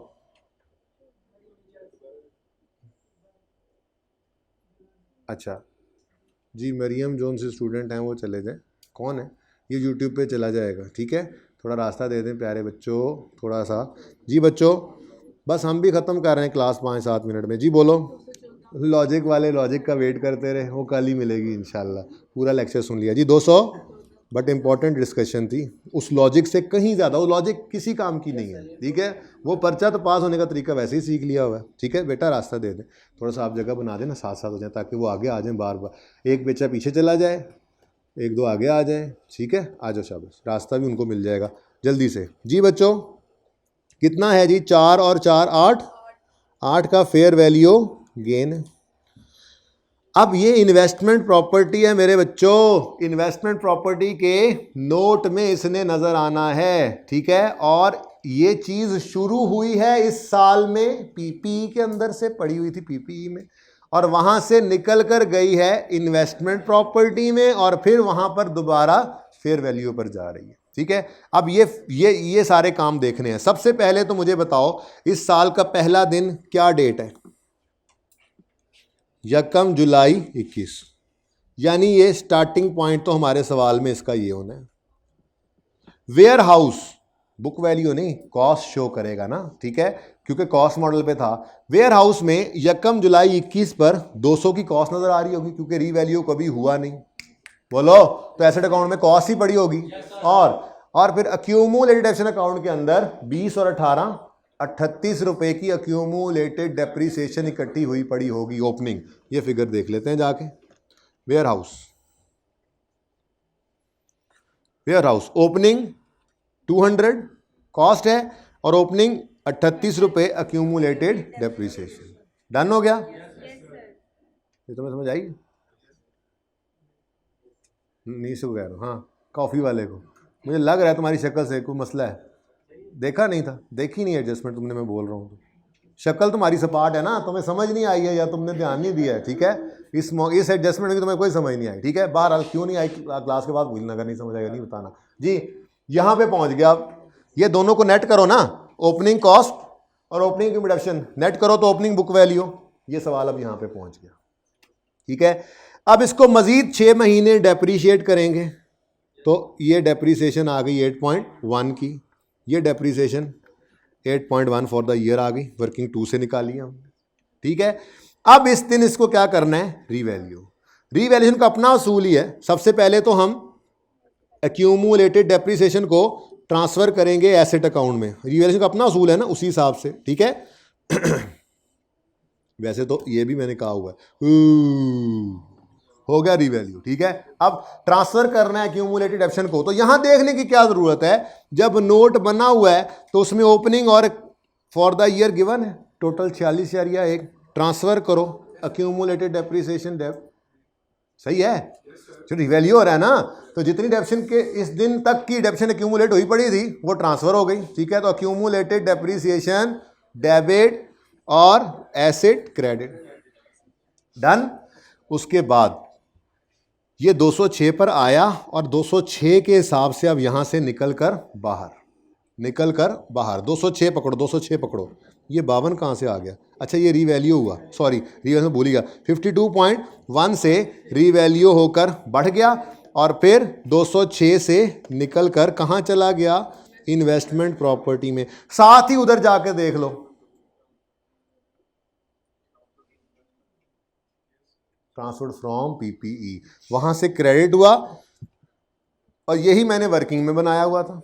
अब वर्किंग के अंदर अगर देखते हैं ये, तो ये काम हो गया, पीपीई से निकलकर यहां 0 रह गया और इन्वेस्टमेंट प्रॉपर्टी में आ गया। अब इन्वेस्टमेंट प्रॉपर्टी में आने के बाद इसको फेयर वैल्यू पे ले गए तो 8 रुपये का फेयर वैल्यू गेन है।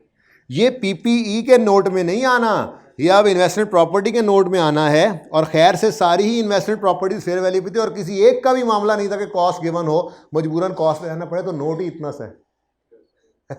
इसमें डेप्रिसिएशन का सेक्शन ही नहीं डाला हमने, क्योंकि फेयर वैल्यू मॉडल सब पे लगना था, सबकी फेयर वैल्यूज गिवन थी सवाल में, तो फिर डेप्रिसिएशन की तरफ हम गए ही नहीं, तो टाइम क्यों ज़ाया करते हैं। ठीक है, उसके बाद आखिरी एडजस्टमेंट ये हो गया डन, वेयर हाउस ओके। इसको मूवमेंट इन रिवैल्यूएशन सरप्लस के अंदर लेकर जाना हो तो ले जाना बेशक, लेकिन वो 52 का 52 ही पड़ा रहेगा। आपको पता है मुझे तो इस बात पे एतराज़ है कि इस 52 को हम कम करें, तो मेरे हिसाब से तो ये ऐसे पड़ा रहना चाहिए जब तक वो बिक ना जाए। ठीक है, मैंने अभी तक ईमेल ही नहीं की, लेकिन अब फाइनल होगी, सारा चीज़ें इकट्ठी कर ली है ना, एक ही बार भेजूंगा ताकि एक बार इकट्ठा रिप्लाई आ जाए, तो सारी आहिस्ता आहिस्ता। ठीक है, बार बार भी ईमेल करना अजीब लगता है ना, तो ज़रा मैं डाटा इकट्ठा कर रहा था, 5-6 क्वेश्चन हो गए मेरे। नहीं कर देते अदनान साहब से करवाऊंगा ना, उनकी रूटीन के अंदर ज़रा आपको पता है डिस्कशन ज़्यादा रहती है, तो मैं अपने सवाल भी उधर से भी भिजवाता होता हूँ, क्योंकि रूटीन में फिर एक मुझे कहेंगे अच्छा चलो हम पहले उन दसिए भी यार, थोड़ा सा हमें टाइम लगता है। नहीं, एक जगह रूटीन चल रही है, वहीं से उन्हीं से कहूँगा, कह देंगे वो जी। Warehouse is done and dusted. Now number 3, GL acquired a property comprising of 3 similar show rooms at a total cost of 900 on Yakam October. 40% of the cost is attributable to value of land. अच्छा, अब अगर ये total cost तीनों की 900 है तो हर एक की 300 होगी। ठीक है, और अगर इस 300 में से 40% लैंड को एट्रीब्यूट करता है तो लैंड कितना पोर्शन बन रहा है? 300 ईच। अब 300 में से अगर 40% लैंड है तो 60% बिल्डिंग है, तो 40% कितना बनता है? 120। और ये हर बिल्डिंग का हाल है बच्चों, ठीक है ना, ये हर बिल्डिंग का ये हाल है, मतलब हर शोरूम का 3 शोरूम है। अब वो कहता है each of showroom can be leased out separately. माशाल्लाह, यानी कि अगर लीज्ड आउट सेपरेटली हो सकता है तो अकाउंट फॉर भी सेपरेटली हो सकता है। ठीक है ना, अब हर चीज़ अलग वैसे भी हो गई है, तो अब जो यूज में होगा वो पीपीई, और जो रेंट पे होगा या इन्वेस्टमेंट के लिए रखा होगा उनको एप्रिसिएशन के लिए, तो इन्वेस्टमेंट प्रॉपर्टी। अब each of showroom can be lease out separately and has a useful life of 15 साल। अगर लीज कर देंगे यानी रेंट पे दे देंगे तो इन्वेस्टमेंट प्रॉपर्टी डेप्रिशिएट नहीं करेंगे, फेयर वैल्यू पर ले जाएंगे। और अगर अपने यूज में है तो फिर क्योंकि ये शोरूम है, रीवैल्यूएशन मॉडल पे नहीं रखना, उन्होंने कहा तो सिर्फ प्लांट को रीवैल्यूएशन मॉडल पे रखते हैं, कोई कॉस्ट मॉडल पे रखेंगे और डेप्रिशिएट करेंगे।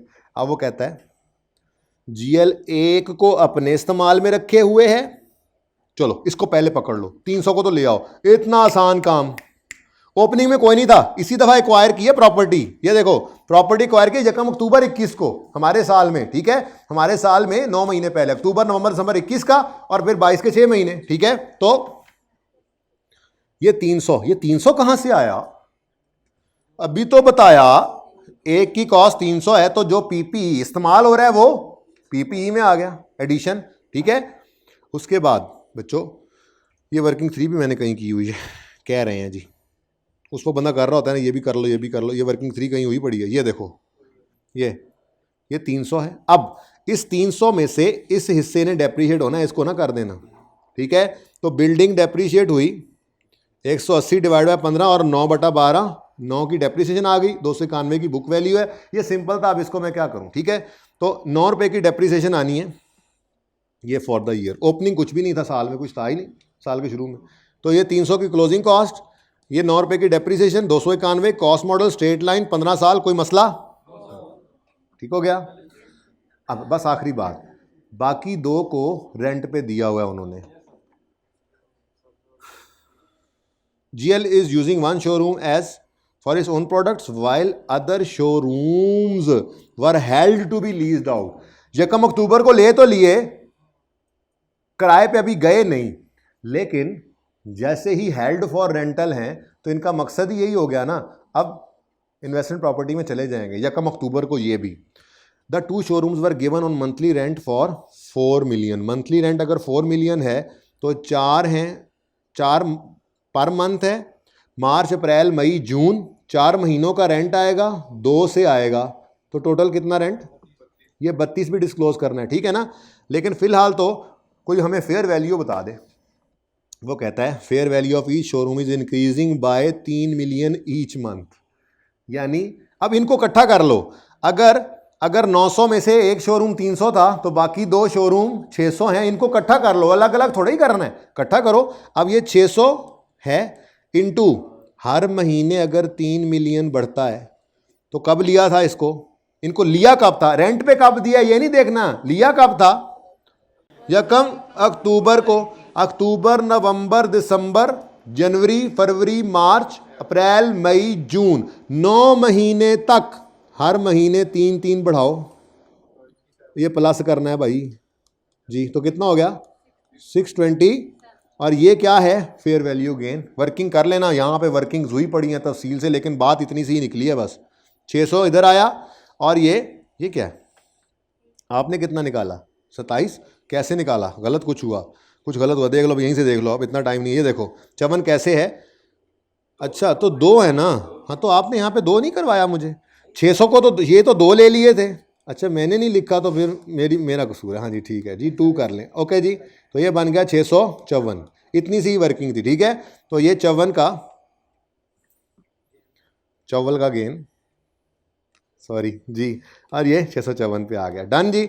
अब नीचे इसके 2 डिस्क्लोजर्स थे, एक ये लिख दो फेयर वैल्यू डिटरमिन कर रहा है इंडिपेंडेंट वैल्यूअर, अगर नहीं है कोई जो है वो एबनॉर्मेलिटी लिखी हो तो मतलब नॉर्मल यही है कि इंडिपेंडेंट बंदा ही करता है, ओके। और लास्ट रेंटल इनकम 26 मिलियन की है, ये भी हमने लिख दिया, ठीक है जी। तो इंशाल्लाह लॉजिक दूंगा आपको कल, आप लोगों को भी, साथ ही ज़िंदगी रही तो कल होगी मुलाकात EPS और IS 8 के साथ। अल्लाह हाफिज़।